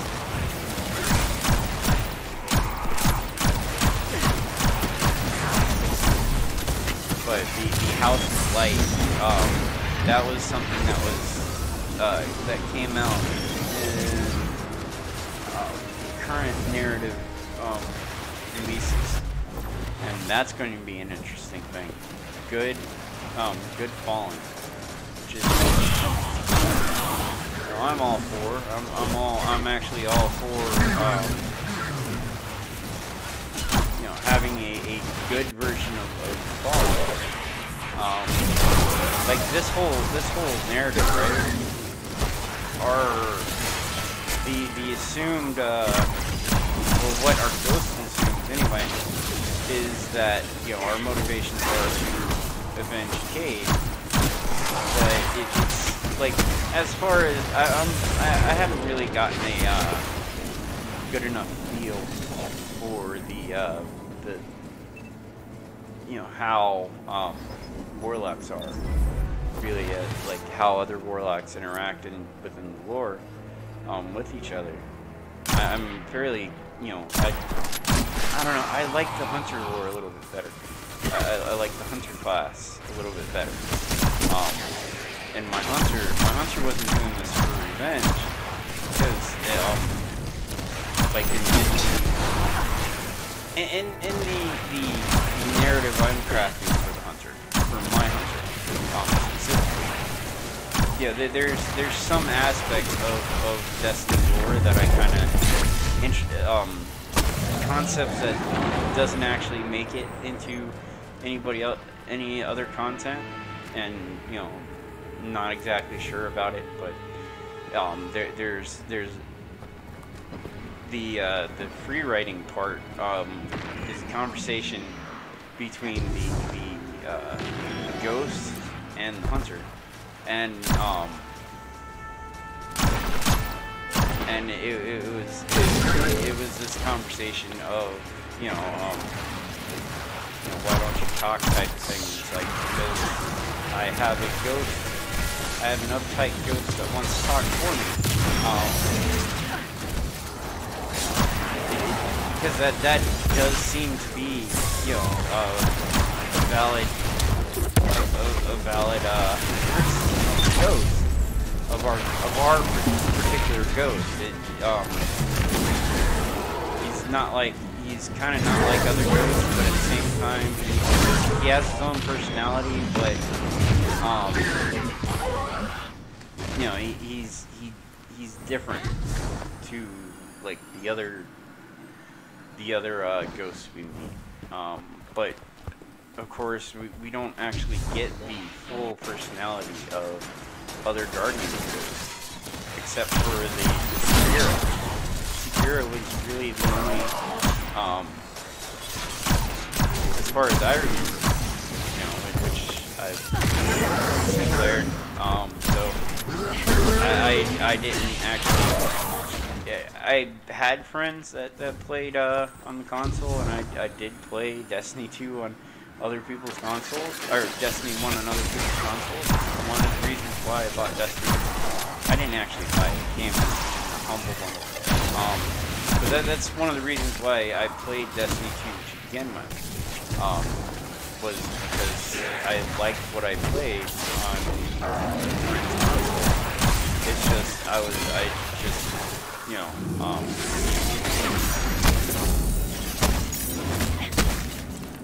it was a shame that it was never put on Destiny 1, but you know, there's actual reasons. Lightbearer, a little bit harder. I mean, it's not really that much harder. Xbox, but PlayStation, like PlayStation's, I think the only next gen console that can directly read, that can, you know, do interpretation. Essentially, you can write an entire game in machine language, and you know, the PlayStation 4 and PlayStation 3, I know for a fact, can actually run that code like it was an interpreter. It could also run compiled code too. Compiled code being like C#, C++, or yeah, C#, C++, etc. But that's all compiled languages. So you have,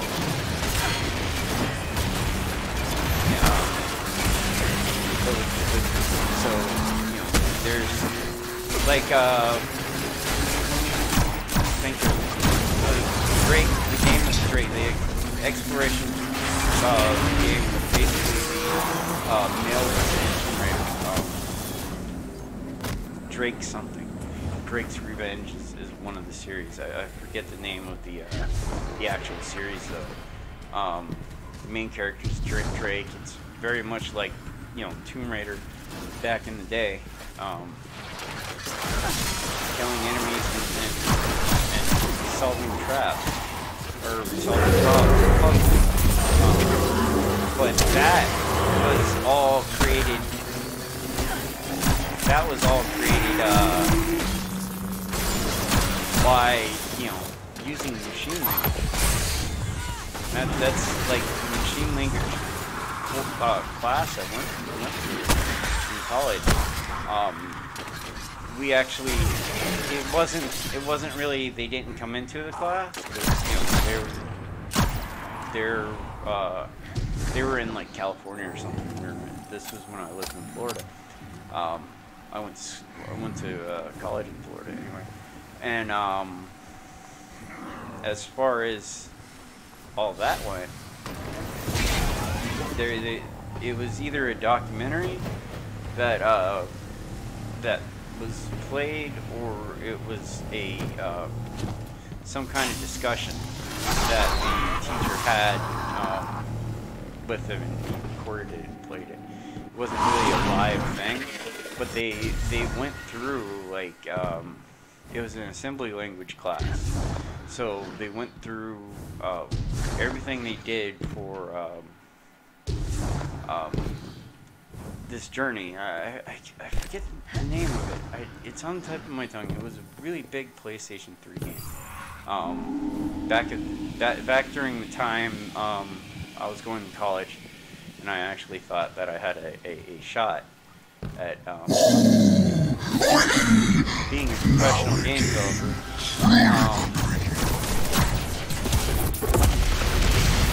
And you know, the reason why I'm not is, you know, partially because of my own problems.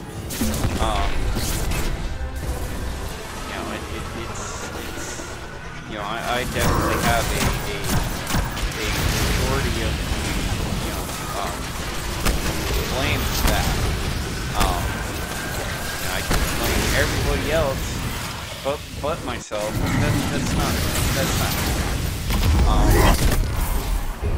you know, it's one of the reasons why I failed. Was, well, partially because, you know, anxiety.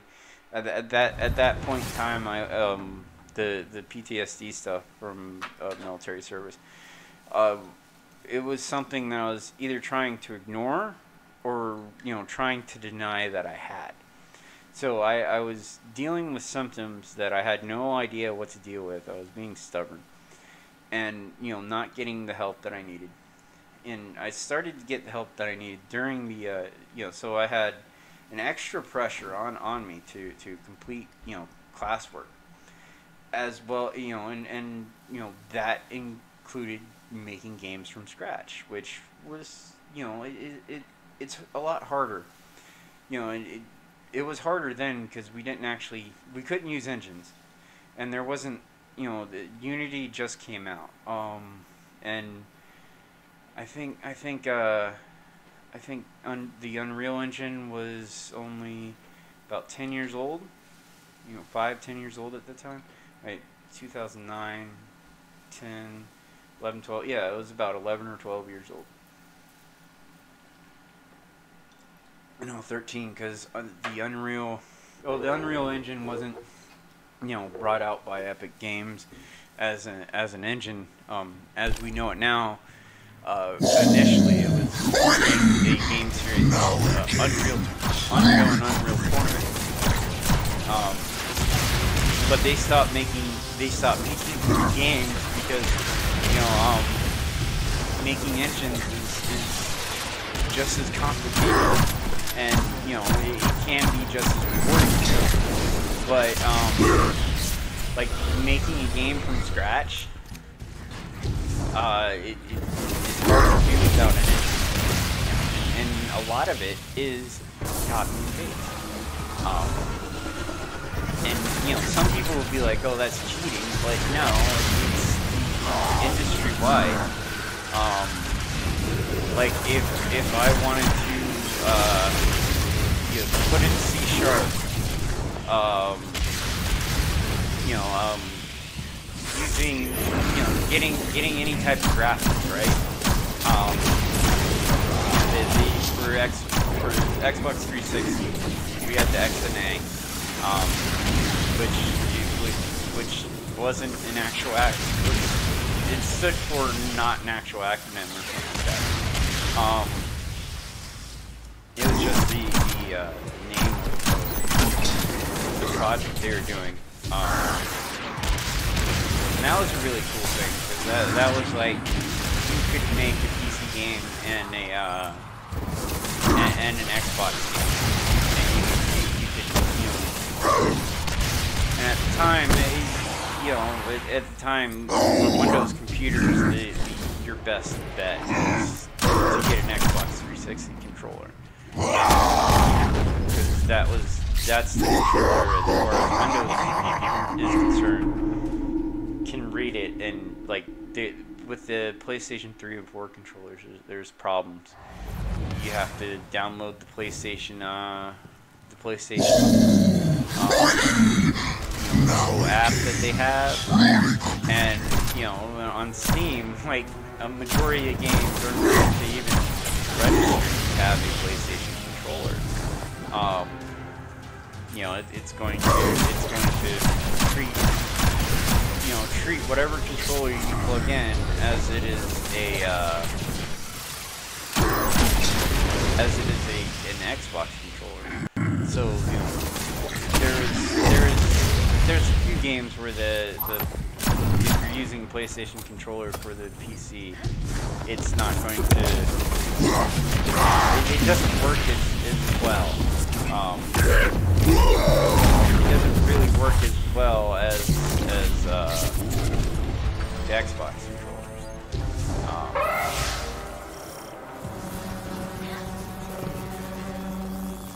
Which is unfortunate because even though the Xbox One controller is smaller, I still like the ergonomics of the PlayStation controller a lot better.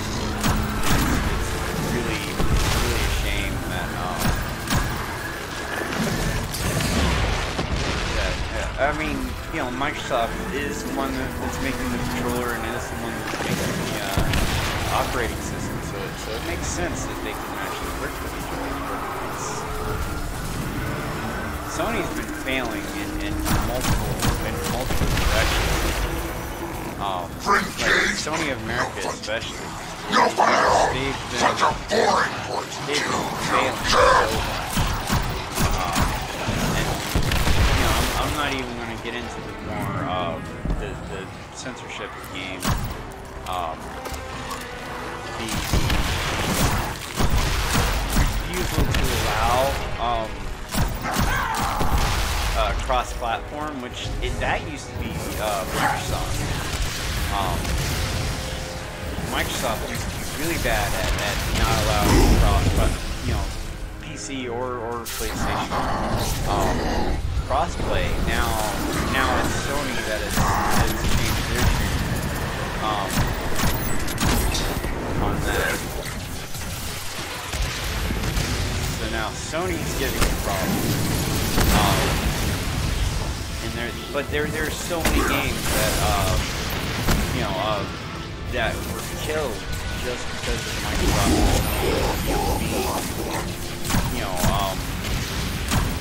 We're competitors, and we want the gamers to be competitors too. That's the whole console wars. Which console is better? That's largely part of marketing for these consoles.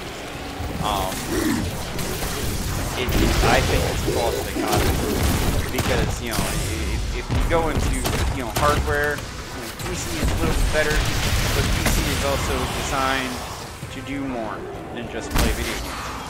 Even though some people that's all they do it with. Me as well.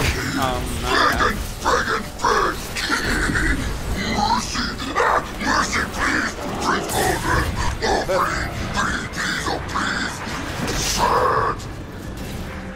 Now you're just making me angry, Mad Bomber.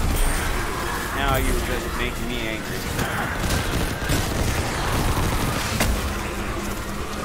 You're talking food.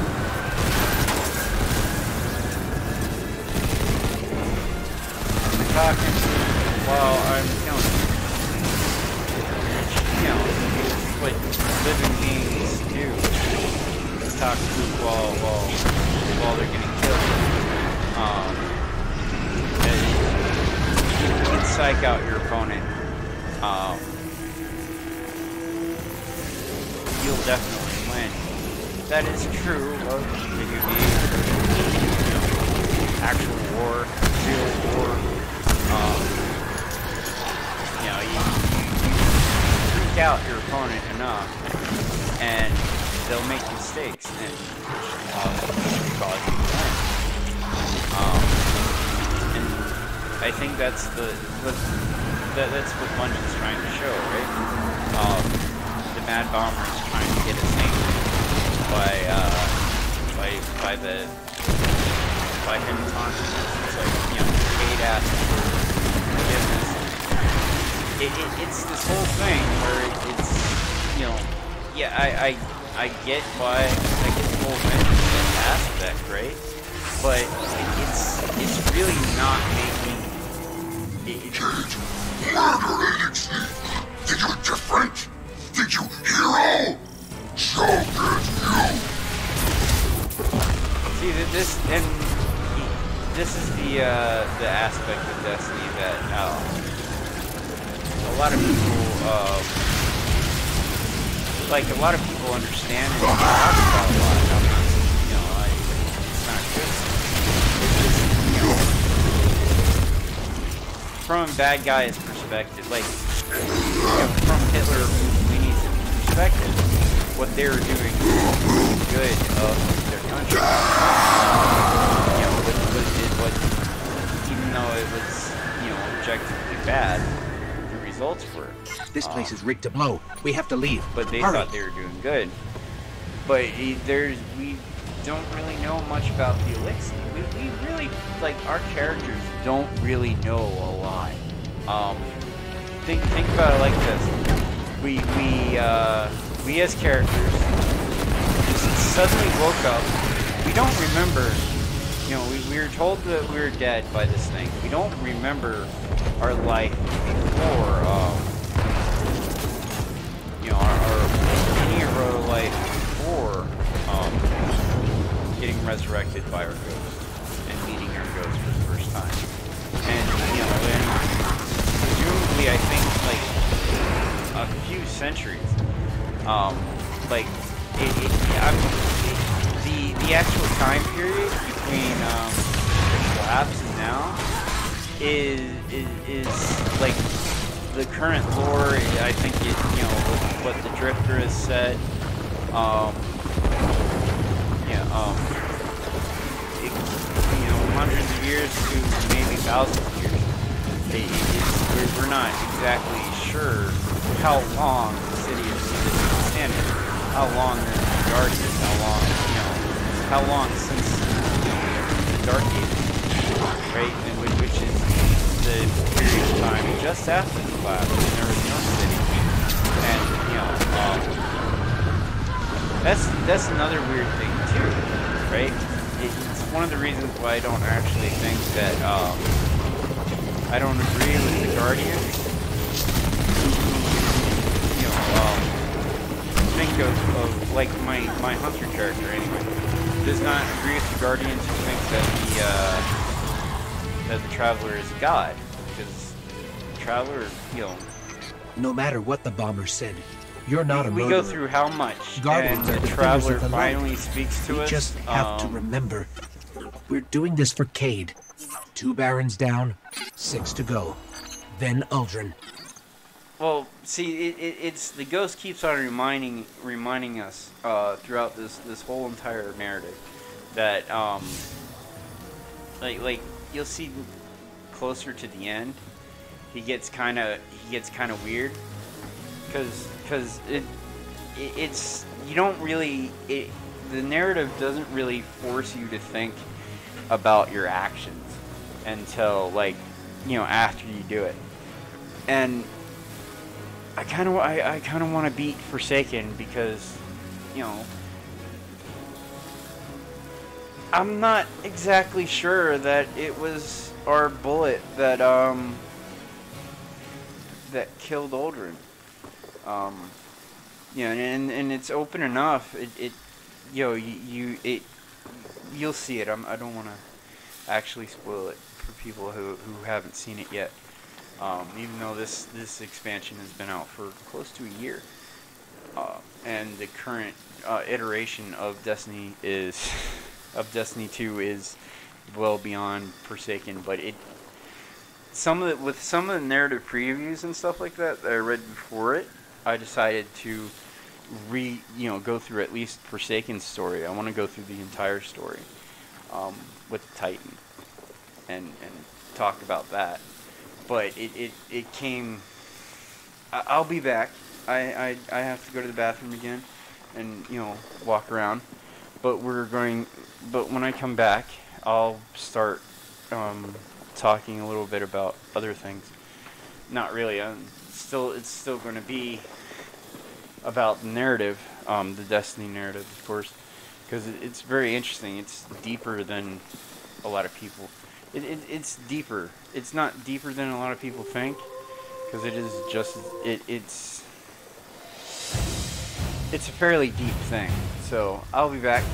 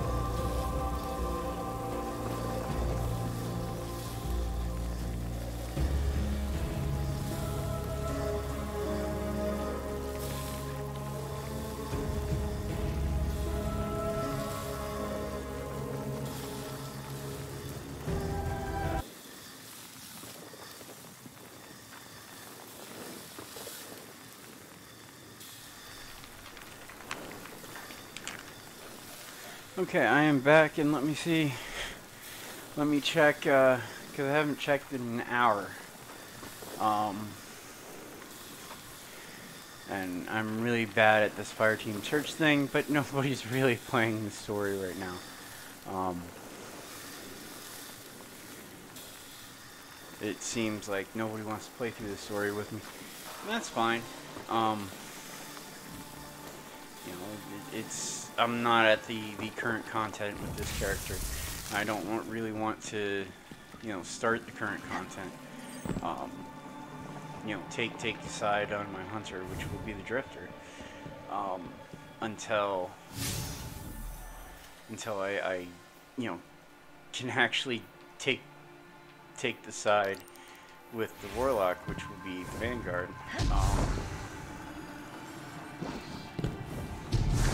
And like, my hunter has a different motivation for not wanting to help the Vanguard.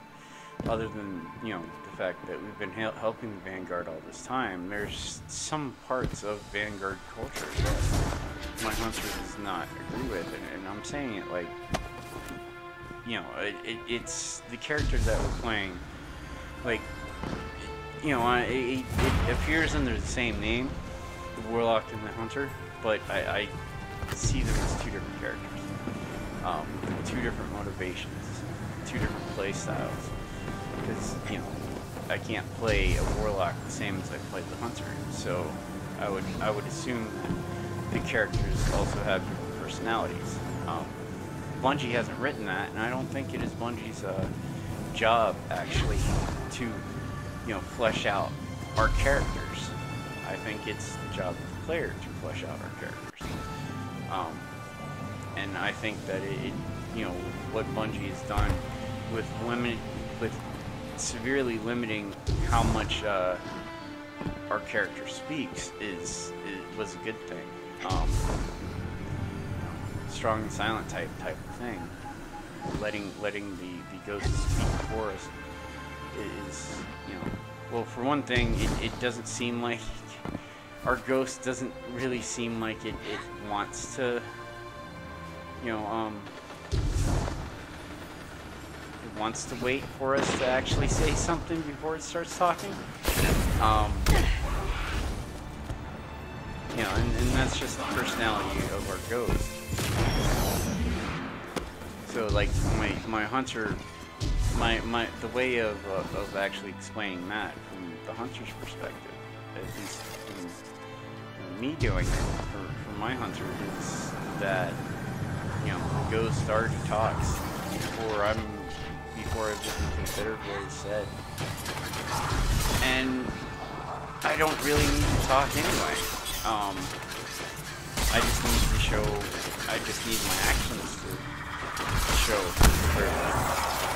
But there's like certain things with motivation. Like throughout this whole entire the Forsaken narrative, right? The ghost is kind of like trying to put, you know,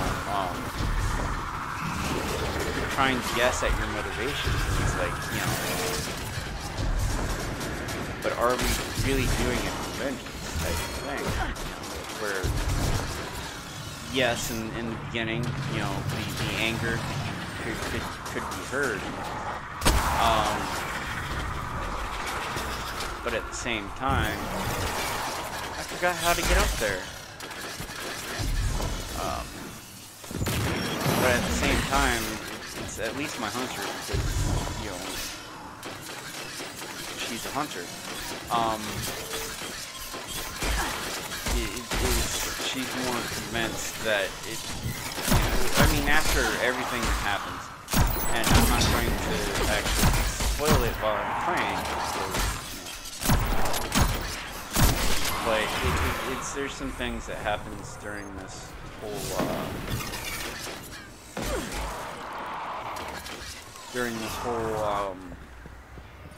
campaign here, the Forsaken campaign. It really makes you think. It's Aldrin is the this glimmer is encrypted with a signature. Araski's, the trickster. you know, like, she's a coward who hides behind traps and flunkies. Bet we can find an informant somewhere around here. You know, and if you don't know what I'm talking about, then you'll find out.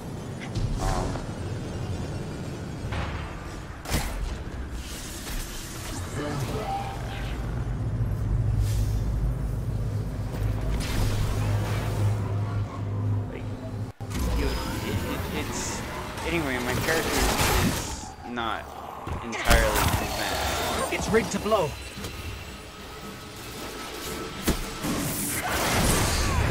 If a shipment of these rigged engrams ever made it to the last city, we can't let that happen.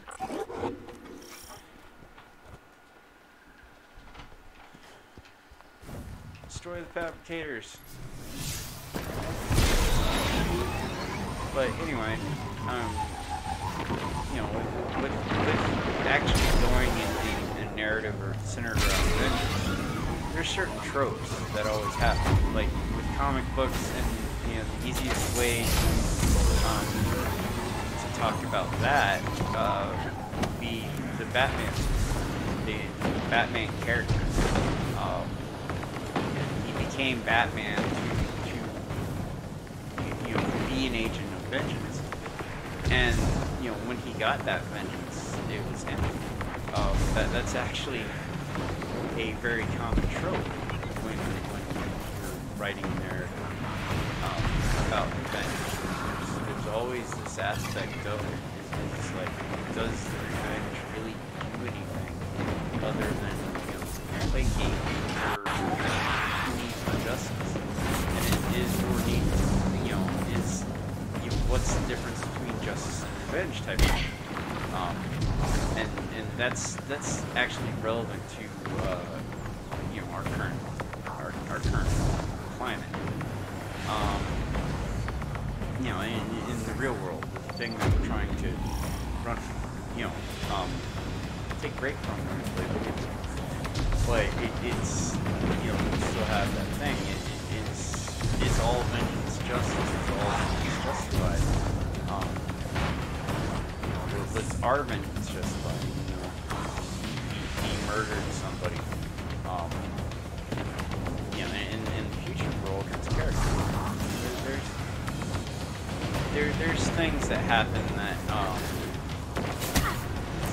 at this point, I don't think it's a spoiler, but at the same time, since I'm not, you know, since I haven't streamed it, I'm going to assume that you're watching this because you've never actually played the Crusader story. And this is more for me getting footage of different aspects of the story, because it ties in with the Drifter story, especially our seeking for vengeance and what our character motivation is, which I think is very much with the Legion's quest and stuff like that.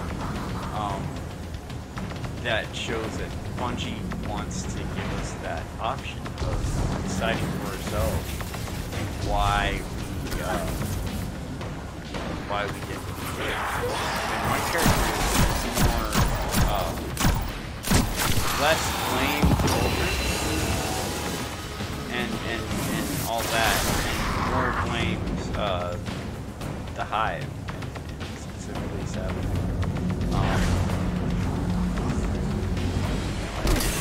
I think with the whole Sabathoon character, I don't think actually seeing her as a bad guy in Destiny 2 would be a good thing. You know, it comes off with this type of anticipation, right? You know, the type of anticipation that, you know, something epic is going to happen with Guardians of Sabathoon. And, you know, I think it would be, you know, if the narrative wasn't as big as Red War's narrative was in Destiny 2, it would be doing the entire concept a kind of disservice in a lot of ways. Damn it.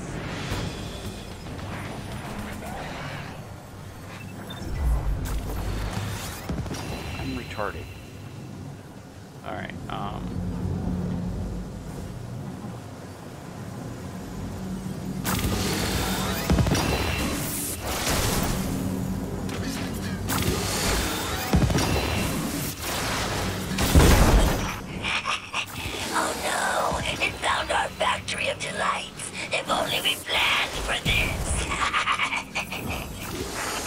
That's the trickster. Gotta be.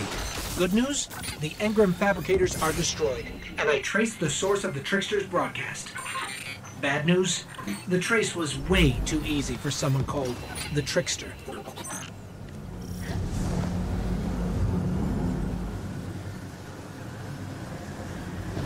That is a positive for Warlocks. Although, you know, the triple jump thing for the hunter is highly useful.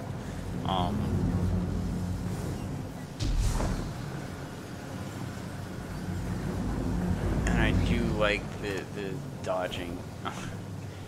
You know, something that I keep on trying to do on the hunter and the warlock, and I keep on forgetting that, you know, that doesn't really work out that well. But I think this is going to be my last mission of Forsaken Story for today, because I have like other obligations and other things.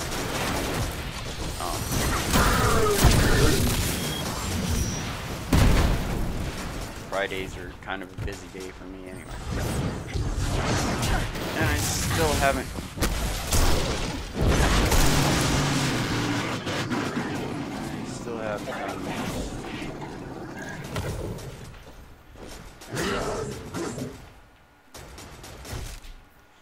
I don't even know what do I have to do? I have to do that a certain amount of times. Anyway.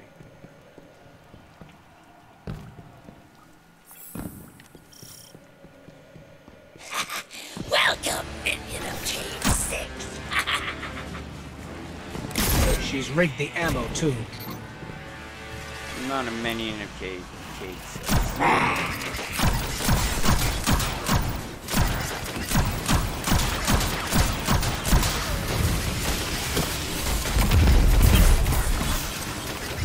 Cave 6 is more of a friend, but he tried to be everybody's friend in power. That's the kind of person Cave was. He wasn't technically a person. I mean, you get into the Exo storyline and stuff. But yeah, okay. He was a human at one time, and but is an Exo fully human, and the entire like Exo thing.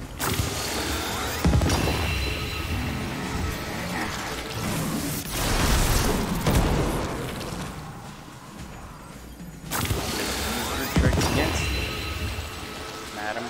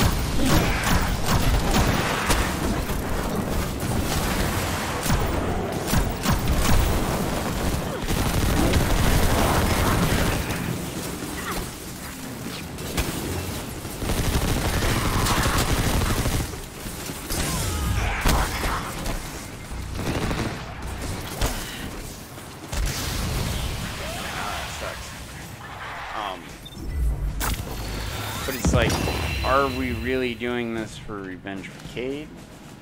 Or are we, you know, are we doing this for a form of justice, or are we doing this to find out what exactly happened? Because at the end of this, I think, like, with my hunter, you know, after everything that happened, and I've admitted that I'm kind of using character knowledge, or I'm not using character knowledge, I'm using player knowledge as far as the last raid. I haven't actually I've watched people do it. It's just I haven't been part of a party that is good enough to do that. Dead end. I haven't actually done a deeper. lot of raids. We'll have to blast our way in. At all in this. I kind of wish that I did, because raids is pretty fun. Another game. It looks fun in this game. It's just really unique, really good communication. And I'm just not comfortable enough, you know. Well, I don't have enough people to actually do guided, but not like currently with the Last Wish raid, I haven't done it because whenever I select guided, I never find a group, and the groups that I see on you know, on the Find a Fireteam isn't sparse. They do it. There's a whole bunch of fire teams right now that's doing raids and stuff. It's just with the whole, you know, it's I don't know. Yeah.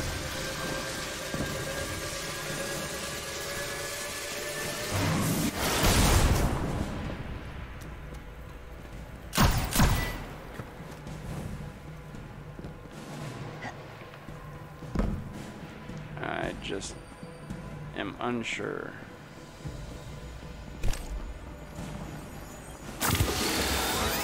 That and you know, I haven't, I don't really have like really good equipment. Well, not until recently.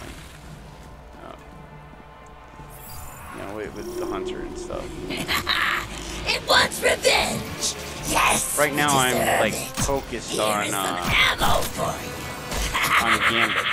You know, because Gambit is actually a game mode that I really enjoy.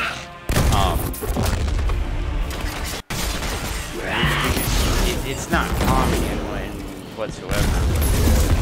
Like the competitive mode in any game, I do say angry words. Me and my roommates, we get we had a discussion about it. It's like, yeah, we hear you in your room, you're saying all kinds of things. You don't seem calm. And it's like, yeah, but you know, when you're frustrated and you're, you know, saying things out of frustration, it doesn't mean you're calm.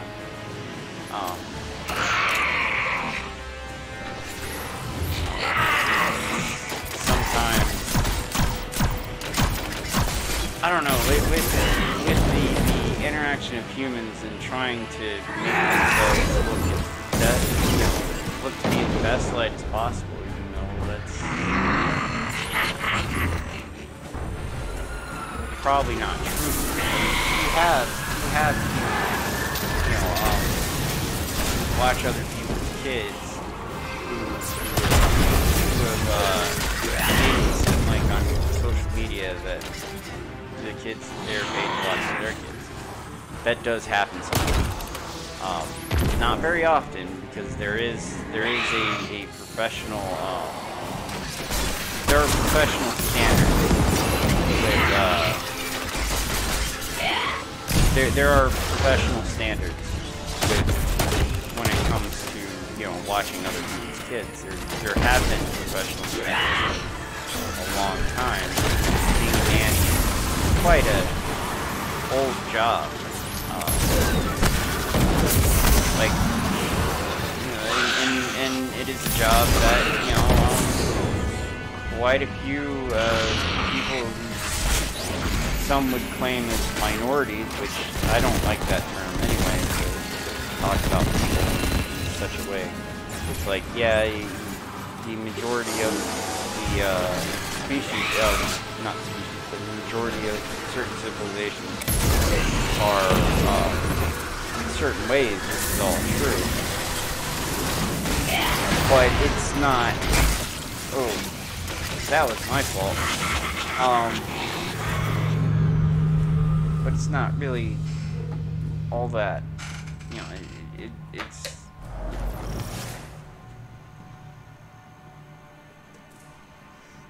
like being a nanny, and servicing people. There was a time when middle class households, you know, could afford it wants revenge. Yes, actually hire to help them, to, like, housewives,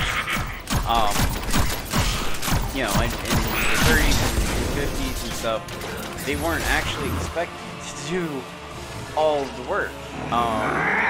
They were more, like, the housewife's traditional role is more to help keep the household.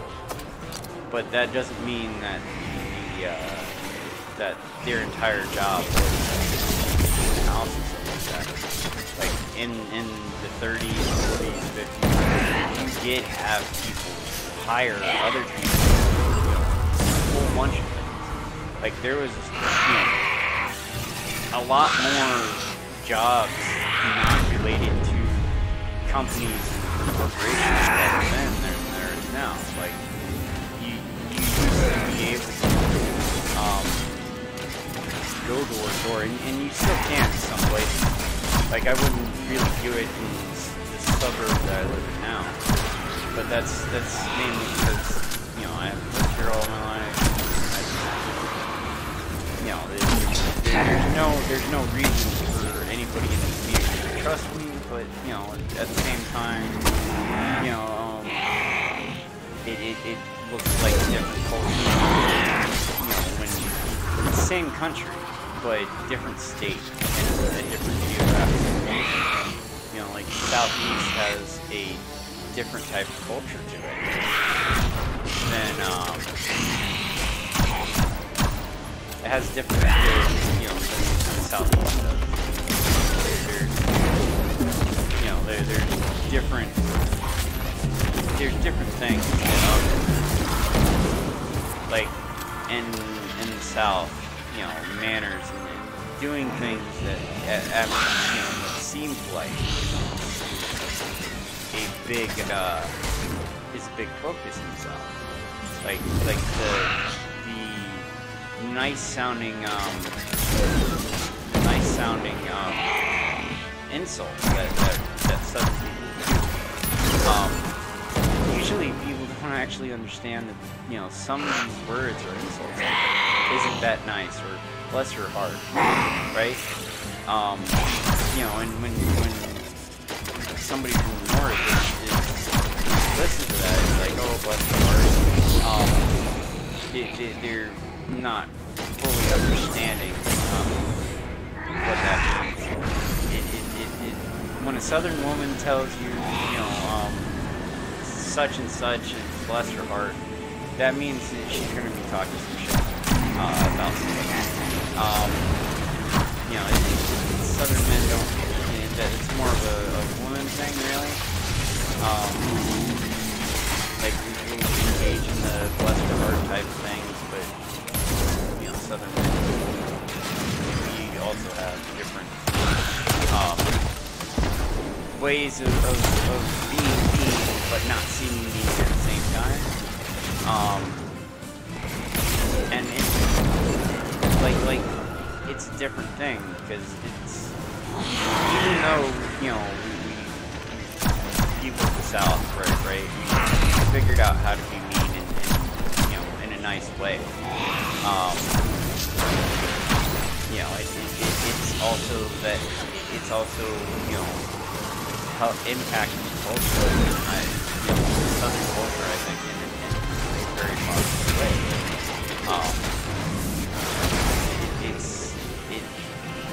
It helps with cooperation.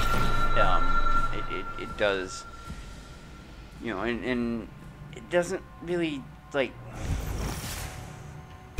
you know, you get mad at people and stuff, right? It wants revenge! And, you know, Yes, we deserve they it! don't, a lot of them don't actually, you know, hold it against you for the rest of your life. You know, you do something wrong, and, you know, it's either you make identifiable steps to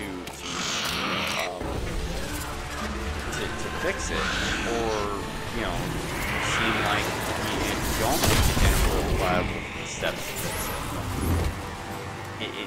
It just seems like any type of actual apology is not genuine, it's not sincere, you're not really sorry. If you do the same action that you just did, like if you continuously do something and say sorry to something, as far as Southern perspective anyway, that's the only thing I can talk about, because that's where I'm from.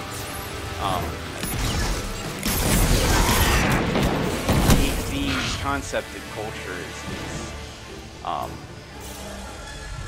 is you know, complex, because American culture in itself, it's like, well, what are you talking about when you say American culture? Because the West Coast has a completely different culture than the East Coast. Yes, we deserve it. The Midwest Here is has some something ammo completely different from West and East. And you have, like, Central, it's like, you know, the Midwest, and then you have, like, Central, like, what is actually considered Central. Indiana, Illinois, Michigan. That area between, you know, Mountain Time, which is the Midwest, and, you know, the East Coast. That's basically, you know, how we define Central. And they have a different culture as well. Like Michigan and Illinois, there are things that you do in Detroit that is common practice in Detroit that will get you the government in Texas. There's ways that it is acceptable to act in certain ways in the West Coast that is not acceptable in, you know, anywhere else. You know, and that's just how culture and society works. There's no, like, real unified culture. Like, we're all Americans, but American from the South. Different in terms of how they act, how they're raised, and they're raised based on that. And it's just like with, you know, like France and the UK, for example, right? There's two different cultures. What is considered polite? Like, being formal all the time is actually considered polite if you're, you know, if you're, you know, talking to somebody, like, you know, informally, and you don't know them, that's a real faux pas. That's you know, not something you're supposed to do in France, right? You're supposed to just say yes ma'am, no ma'am, and all that. And to an extent in the South, you still say yes ma'am. You still say, give or date, you know, or whatever salutation is appropriate, you know, good evening, good morning, you know, good afternoon. When we greet somebody, but we're not greeting somebody to start a conversation, we're just greeting somebody because it's like, hey, I notice you, and I won't, and, you know, it's more of a, hey, I noticed you kind of thing, as a human being, and I'm doing something, I'm trying to show you that I have no ill will for you, type thing. That's why people say good morning you know, when you're walking up the street. Somebody's smiling at you and doing that, and like in the north, people look at you. Like you hold open the door, you need light, right? But what I was taught, you know, this is light. This is what you're supposed to do to everybody you meet, because you never know. You don't know. You really don't. You know, the homeless person on the street could be a billionaire, and he's waiting, you know, for somebody to you know, be nice. There's this entire reality show where billionaires make it look like they're homeless people, and see how people interact with them.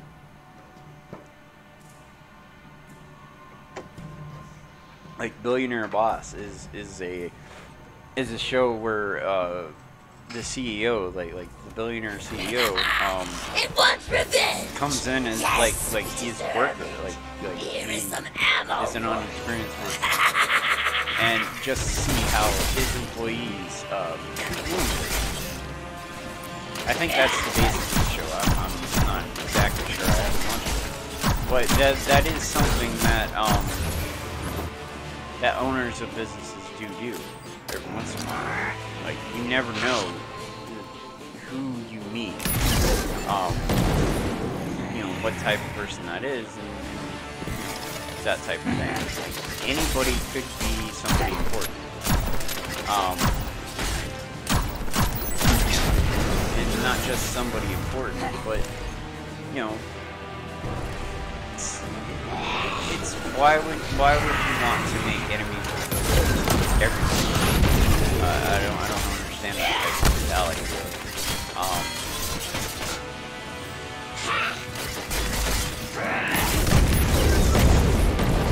Why would you treat everybody, even if they're, you know, your competition? Why would you treat them as an enemy?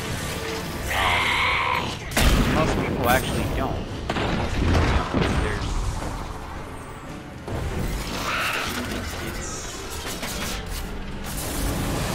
It's just this weird thing.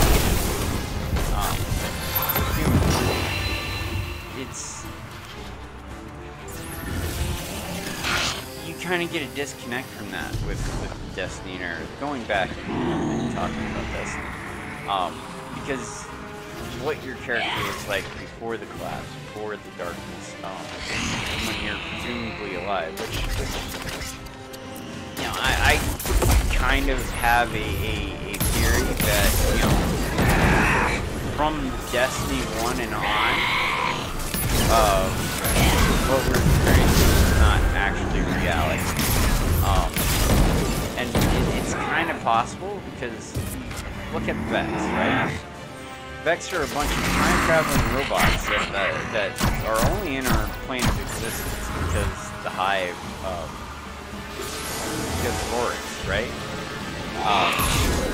Take which is Destiny 1.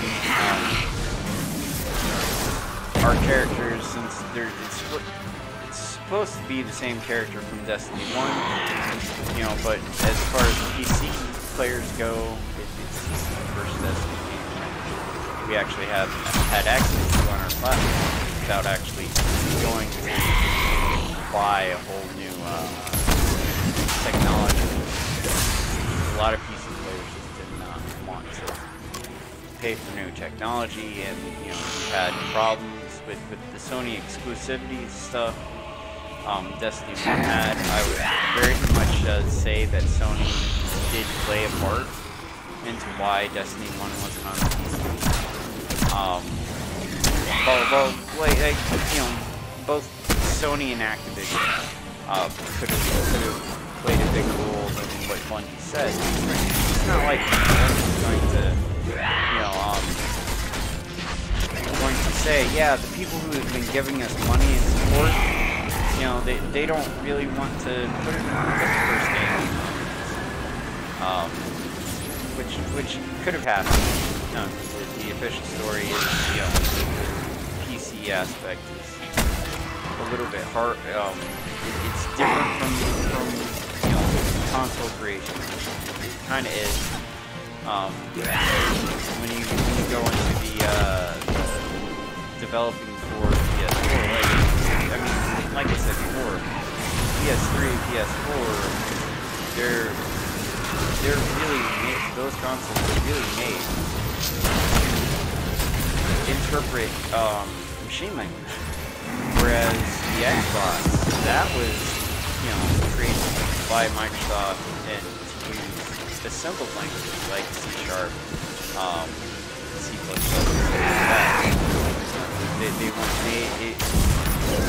they weren't made to be, you know, to actually support the that type of processing. That type of processing. What's it called? What's the word I'm looking for? That type of code, right? Because interpreting an interpreter language like Python and stuff like that, We Java. deserve it. Here is some ammo. Well, Java itself compiles, but you know, that's not exactly an interpreter language like Python and assembly language. That's, you know, you don't really compile it. You just put it in the system. Reads it. And you know, it has to be able to support that type of but that's just the basic, the very basic interpretation. What the difference between compile and interpretation. And you know, there's very more specific, you know, if you want to get into the if you want to yell at me about you know, how I got interpretation, you know, what interpretation language is wrong, that's fine. But understand that I'm trying to, you know, talk about something that in practice is more complex than it is. You know, so it's how do you you know, you can't fully explain something in simplest terms is complex. You know, and using the most, you know, simple explanations of things does usually creates confusion. And I went on for an hour talking about you know, how release does not mean finished, and it never has, as far as gaming is concerned. Any type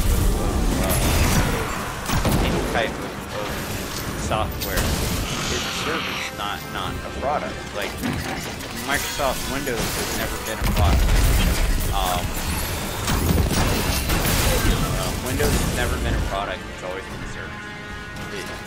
You know, you don't actually own any software that you buy unless you actually, you know, pay for the rights to the code itself. Like, you do not have access to the code, then you don't own the game, or you don't own the software. The code is, like, that's what it is.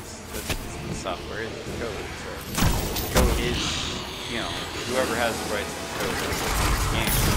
When you buy a game, you're just buying a license, and that's how it always has been since even the cartridge days, the PlayStation 1 days. Although, like I said before, anybody who says that back when games were actually products, well, one, they were never products, and two, that those were dark times, the 80s and 90s.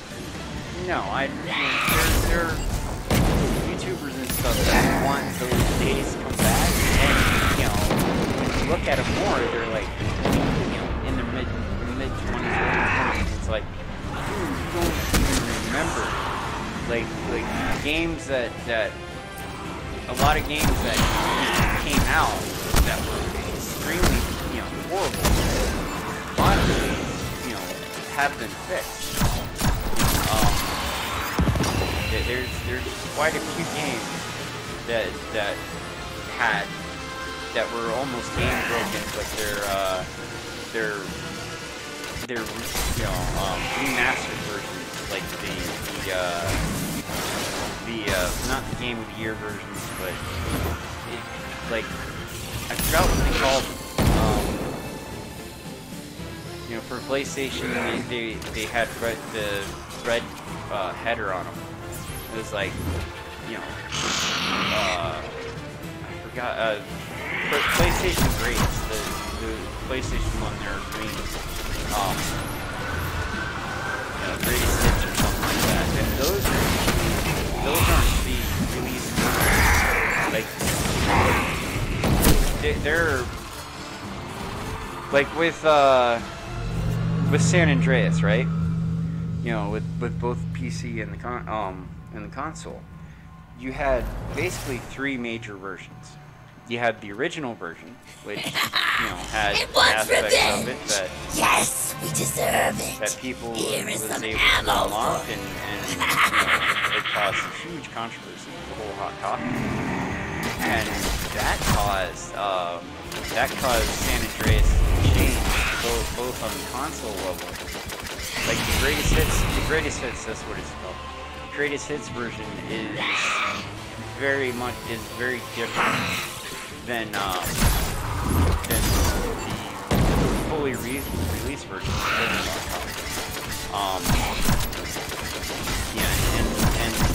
And then there's 3 different types. There's the release version, which still had the code in it, but it still had the code in it, and with some mangling and working with different aspects of modding, not even modding, but like Game Shark and stuff like that. They were able to enable it on the console, which caused controversy. So there's 2 greatest hits versions. There's before the hot copy, and then there's the one after. The one after is the one that is currently being sold. Like you really have to look at the dates with San Andreas, and like PlayStation 2, Xbox, if you want to see what the hot copy, which it wasn't even that offensive. It wasn't that bad. It made gameplay out of having sex, and it caused huge controversy. It's like, by the same type of people who always cause controversies, and that's, the more moralizing type of, this is bad. You don't want anybody to be able to experience this type of thing. It's like horrible. This is graphic. Being able to jostling a thumbstick or pressing a button, and during the act, pressing buttons to make your character do things, which is fairly, standard sexual acts. That it didn't actually kind of show the sexual acts, but it was more like, in Grand Theft Auto 5, there's an aspect of it where, you go into a room, and it's behind a closed door. There's no actual cutscene for it, but it's still the same practice. Pressing buttons, and it's saying what you're doing on the screen, but it's not really showing you, just seeing it for when you're doing it. The whole reason why they don't actually go with the more adult, version of it is because they're not awful. That's just an example of back when, back some of the more, nostalgia. Yeah, the people who are wearing the rose-colored glasses, nostalgia. You know, thinking that everything, you know, back in the 90s and 80s, 90s, and early 2000s, as far as gaming goes, was perfect. Far from it. You know, it wants revenge. Us yes, getting updates on consoles and PC is a good thing. You know, games, when they're released never meant finished, ever. You know, and you can get like the greatest hits version of every game is different than the release version. You know, all the different fixes and stuff like that they could not include because, you know, there was no hard drive, there's no you know, broadband internet was not like a standard. You know, and there's a lot of things that happen as far as technology, and some of it is political, some of it is, you know, not necessarily political. It's just, that's not really. But, you know, you had all sorts of games that like how it is now, with the exception of EA, and, you know, like I've never played Anthem, but I think some of the people who are bashing on Anthem, you know, are just doing it because BioWare and EA have a certain set of politics, and they allow the game to be influenced by those politics. And I'm not going to get into that debate. Whether or not, you know, the politics works for narrative, including politics. Yeah, there's no problem, especially if you're making a game where politics are part of the story. You know, and you want to reference real-world ideologies in a fair way. You know, that's something that, you know, all kinds of creators, or, you know, authors and all that, you know, have been dealing with for a long time. Where are you? Oh, there you are.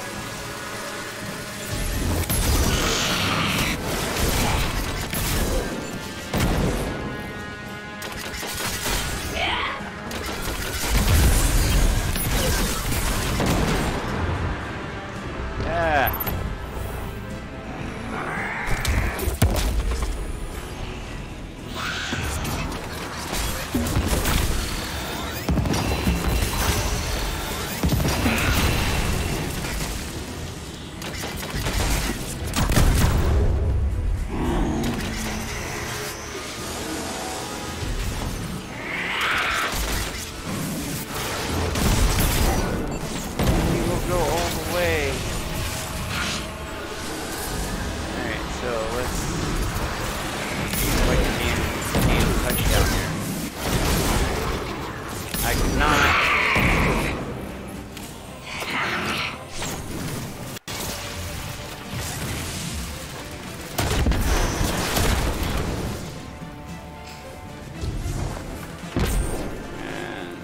Where are you, trickster?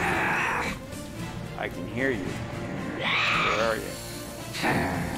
Sorry, I was talking, you know, talking about like how release was never meant done. You know, even with people who claim that PS1, N64, you know, all NES, SNES, especially NES. Like you can't say that release meant finished on NES games, because it's not. That's not, you know, that's not reality. There's a lot of problems with the NES, and that's regarded hardware. A lot of the things that, you know, people program, they like, a lot of parts of games had to be cut, because the technology could not support it. And it's the same with the Sega Genesis, Dreamcast, PlayStation, Sega Saturn, you know, they all had, you know, hardware limitations. PC had hardware limitations back in the day. You know, it was like when Voodoo, which is the predecessor of GameCube Radio, when Voodoo first came out, it was like, you know, having 3D graphics was like Doom or Wolfenstein, which were alright graphics, I guess. You know, nothing really to write home to. Nobody said in the 80s and 90s that Doom had, you know, realistic graphics. But, you know, then again, it's like there's a lot of things that hardware could not do back then, and we knew that. We knew the people who were really big into games. We knew the reasons for the technical limitations. And partially because we actually had a functional games journal, essentially. They were still shills. You know, the game journalists of the 80s and 90s and back in the print days, they were still shills. They were still, you know, access journalism was something that was practiced. It's still being practiced today. You know, and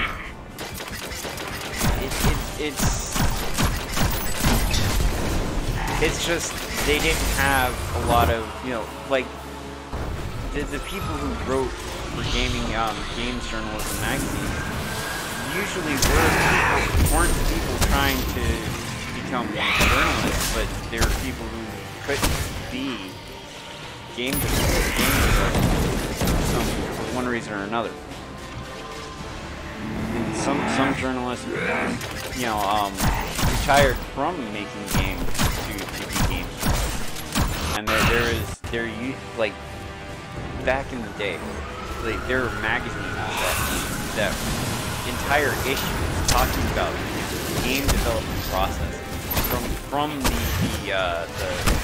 the perspective of the game developer, of the programmer, the game designer. You know, we knew the rules of what a game developer was, what they were to do. We were told on the South game development process. You know, and it's that's not being done in today's journalism. Today's journalism,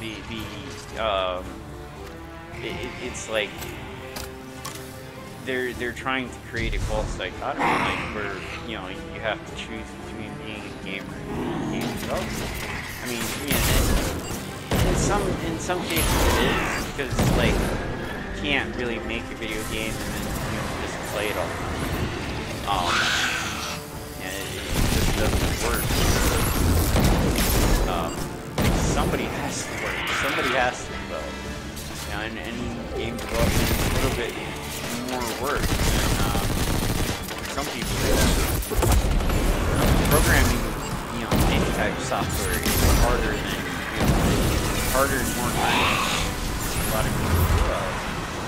And it's cool that Bungie does, you know, the Bungie, you know, people play games that they make. You know, and I would say that a lot of the people who make these games do play the game. It's just they're not going to say, "Oh, I'm playing this game." It's like, really, you know, I mean, how many times has anybody seen in a massively, you know, online game of some kind that, you know, when a employee account comes around, you know, people's like entire demeanor changes, like and it like in the case of EVE Online and CCP and stuff, right? Whenever it came out that, you know, people who worked for CCP also had an account, and that account was involved with Goonswarm or some other big group, and that was leaked on the forum, there was It wants always revenge. people saying, "Oh, You deserve it. Here is some ammo for you." The development team favors this group because they have, they're playing it, but at the same time, a lot of those people did not know that those guys were developers. In some cases, online, there was like one or two developers that actually goes, "Hey, I'm a developer, I can give you things." And then that did happen online quick. But it's not really a common thing. A game developer, who's making the game that they're playing, doesn't actually, unless it's a company-sponsored event, won't do it as them. And that's primarily why, because once it's found out, it doesn't take long for people to say, well, you're in this clan as a developer. So you're clearly favoring that clan type of thing. So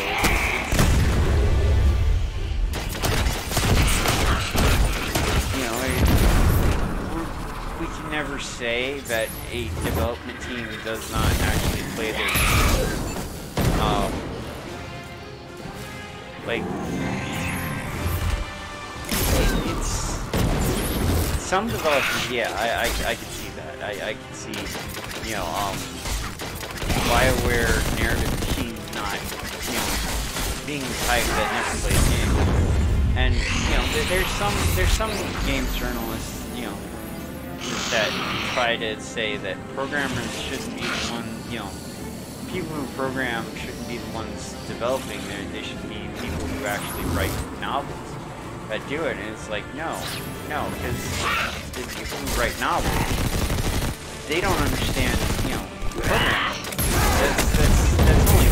That's only a small part of making a game. The world creation and narrative part. It's an important part, but it's really a small part in a game development. When you're actually making a document to show to investors, and in particular publishers, when you're crowdfunding a game, you don't have the requirement to prove that you actually have a plan for your game. And as somebody who wanted to be a game programmer, right, tried to be a part of different projects, independent projects, my whole perception of the NGOs is they don't know what they're doing. Because you have a lot of people who have a plan, but they don't actually have a formal plan. They're like, oh yeah, when we put it on paper, we'll be able to.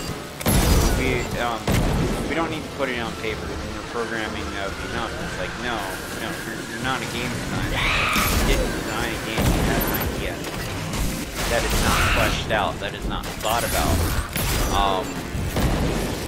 And that's one of the problems with specifically indie games that I have. It's really the developers aren't fully aware of certain responsibilities.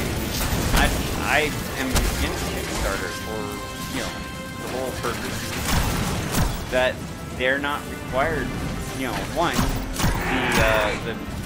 when you're giving to a Kickstarter, you're not doing it as an investor, you're doing it as a customer. And I'm against that, because if you're giving money, to start a company, crowdsourcing, that it should be treated like you're investing in a company. Like you should have all the same opportunities that actual investors would have in a company. You're helping start a company. And I think it's a requirement that Kickstarter does not require that. You're not required to tell people that show people that you actually have a plan for a game, other than, you know, promotional content, just enough to get that started. Like, there's no actual requirement to show a game plan, like a game design document. That's basically what that is. It's a game plan of what your game is going to be, and the story, and and that's used to actually tell your investors, the game publisher.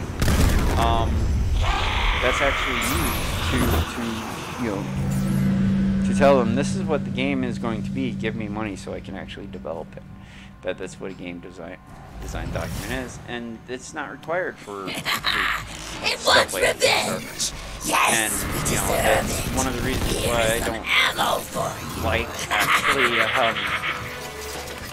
you know, I don't give the Kickstarters for games, because one, vaporware is a thing, and it happens way too much. Usually in my opinion, it's from people who think, oh, making a video game, that's going to be easy, and they don't realize,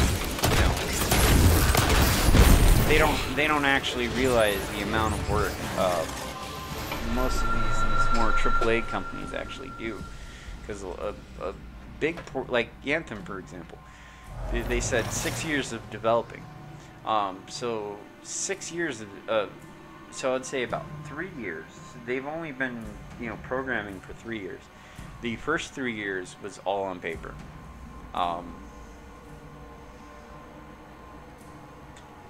And there's probably something called pseudocode, which is not real code. It kind of resembles, you know, basic, you know, 10 goes to 30 and whatnot. But it's basically just the reason for the pseudocode is more to show the logic of the game. So the program is going to be like, okay, you want this decision, that, you know, this part of the gameplay mechanic to be if and or statements. And that's not really something that we see as customers. Like I can guess, like an if statement would most definitely be pass or fail. You know, beyond death. When your health gets to 0, you know, if your health gets to 0, you know, open, let's say that we're going to call death, the death part of the program, death.c, or death.cpp, and, you know, and then, you know, that's where that is, and, so on the game design document, you write that down, death.cpp, and do a basic, you know, a basic if statement that you know, so you kind of have to understand, you know, how if statements in programming works. It's really basic logic. If this happens, then do this. If this does not, you know, else, you know, that, and you have the if this is true, you know, do this, or like with the Allegiance quest. Future content, you know, future hooks in the code may include stuff like, you know, if you know, if Drifter equals true, then this quest is true, right? That would be a basic way of putting that down into like a document. Would be like saying, you know, it's conditional statements. Certain variables have to be met, certain conditions have to be met. You know, death is really easy. It's a really easy way to explain that as far as code goes, because it is most definitely the ultimate and most important if statement in a particular program or a program. Because like for a game to be a game, you have to have a win-lose. You know, there has to be a win-lose condition. You know, there absolutely has to be a win-lose condition. There doesn't have to be a story. There doesn't have to be a point. But you have to be, you know, for a video game to be considered a video game, you have to be able to win or lose. That's the basics of what they teach you in a non-traditional type of college, which non-traditional being a not university, not part of the university system. Yes, we deserve it. A for-profit college. I agree with those better than the university system, and at least as far as video games go. Because with there's a problem with the four-year universities, you know, and that's something different from, you know, they don't actually teach the skills like a lot of the computer science programs dealing with game design back when I was trying to go to college, and it might be different now because like back when I was going to college, the game design stuff, the video game stuff was a master level and PhD level, you know, at least in the University of Central Florida, it was most definitely a, I mean, USF, it wasn't even, you know, offered, and there is a you know, a media creation degree in UCF, but it was master's level. Like you had to become a, you know, computer science major, get a BA in computer science before you even get into, you know, like game programs and stuff like that. And it's like, really, what is the point of forcing me to get a master's degree just so I can make video games? There's a fairly decent reason you do as a computer programmer, especially when you're doing 3D worlds like Destiny. You need to know physics.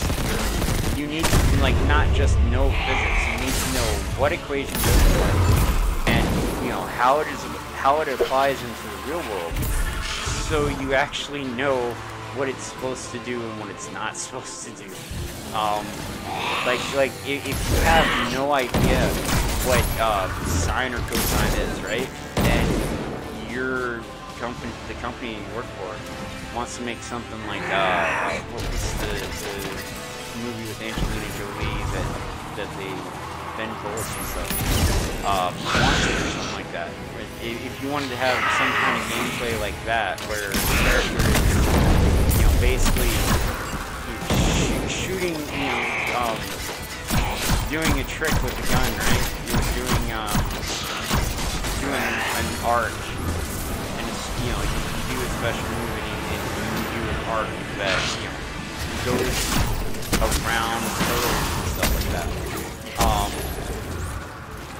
You know, that would require knowledge of what a sine is, what a cosine is, and how those equations actually, you know, what those equations would represent. Like you would look into the mechanics of growing, the science of growing, or you know, the basics of artillery, essentially. Like artillery is really easy to use that as an analogy, because it's that is requirement on for you to actually be able to aim an artillery piece in real life. You have to do like some quick calculus in your head And the artillery guys that I've met, they've all been smarter than the average bear when it comes to physics and stuff like that, because they've had to work with it. So when you get something like, you know, creating, you know, physics and like space magic physics, you know, the space magic physics in Destiny, they still have to use real-world physics equations to get some of these things to work right. It's just taking variables that seem to be impossible as far as you know, seem to be impossible as far as how we, you know, perceive reality. Because there's certain things like, you know, like we're not supposed to be able to resurrect ourselves, like our guardians. Like, we're to just run around and start shooting, you know, start fighting war. We have to be a lot careful when we are in Destiny. In Destiny, we're like immortal. It's like, okay, it only matters to, you know, not die when during a time when you can't make one, like right now. But it's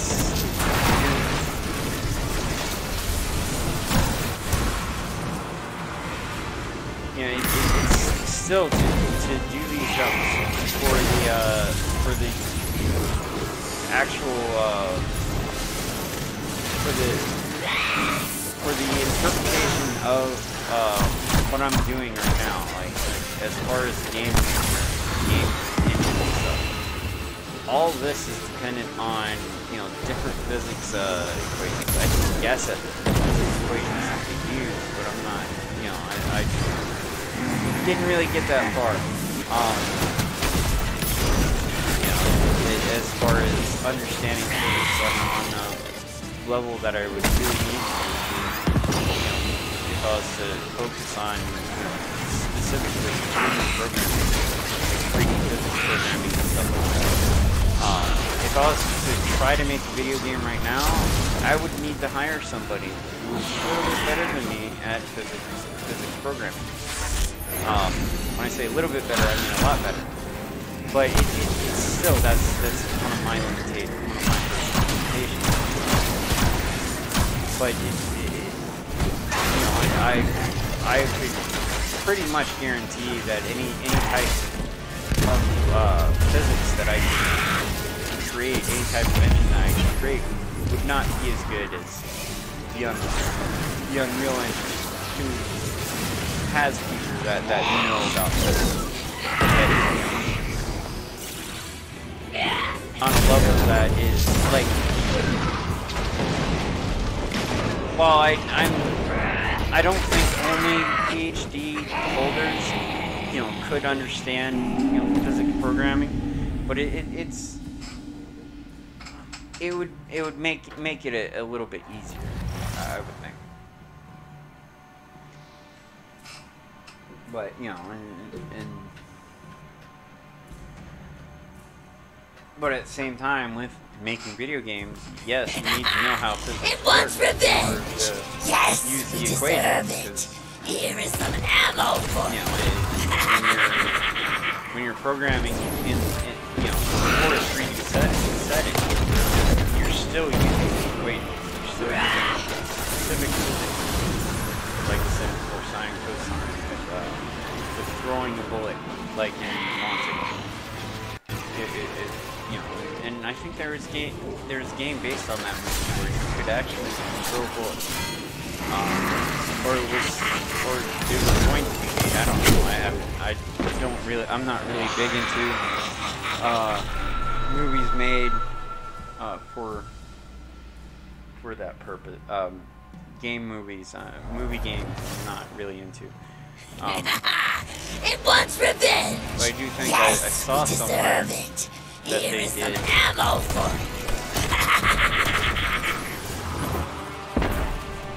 You know, about that.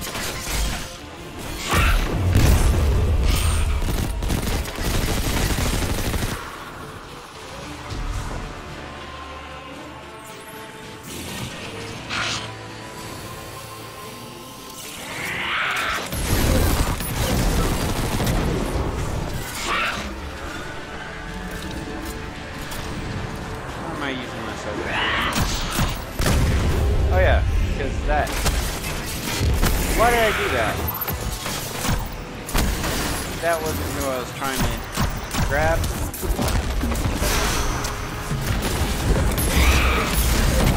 Yay, 43.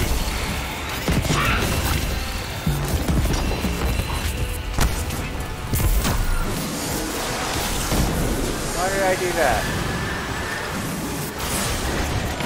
Why do I keep on making that same mistake? I'm human, I guess.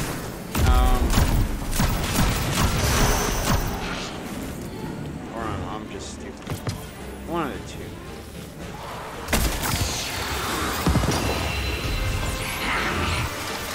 There you are. And that didn't hit the guy I wanted to hit. Well, technically.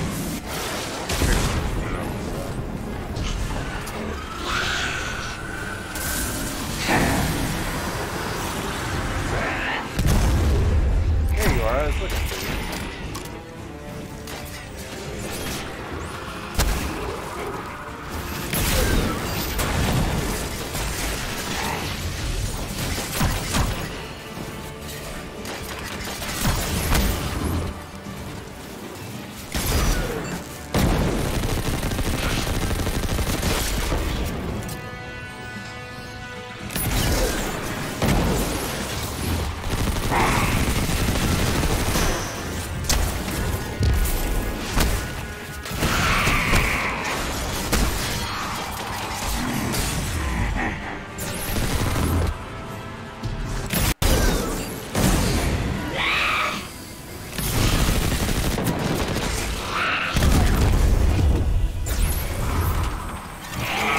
That's a shame.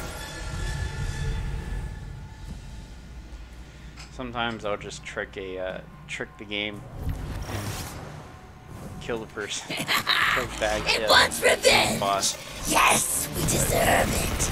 Here is some ammo for you.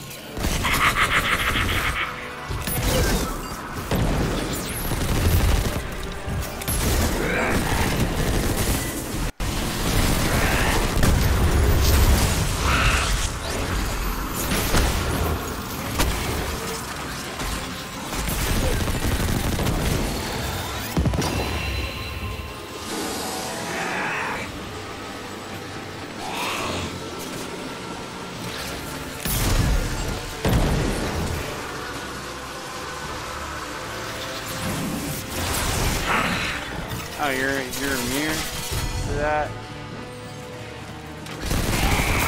I can see why. Where are you?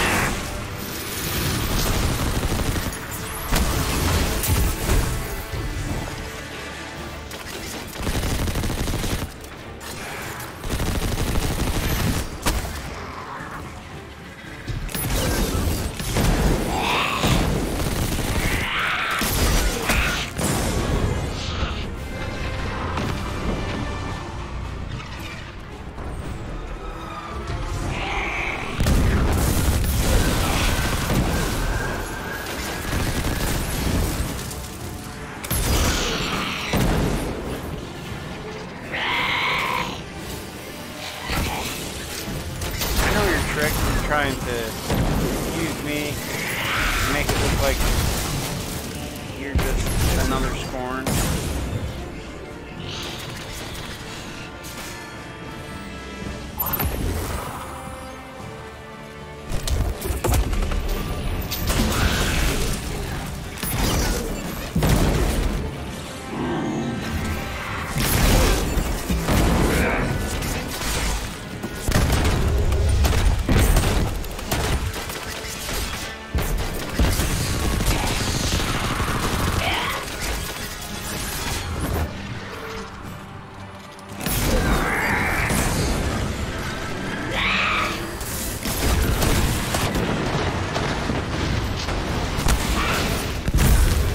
Oh.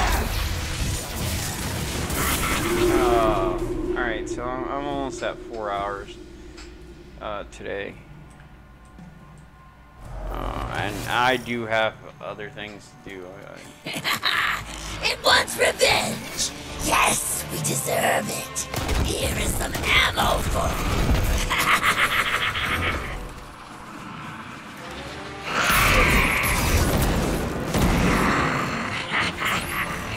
Go off to... There you are.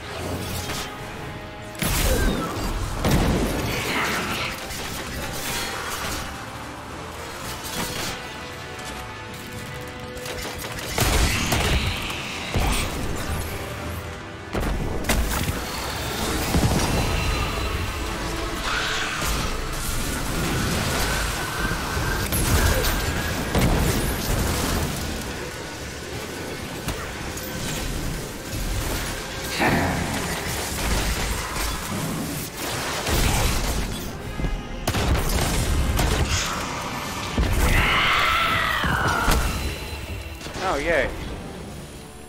Finally. I suck. Alright, well,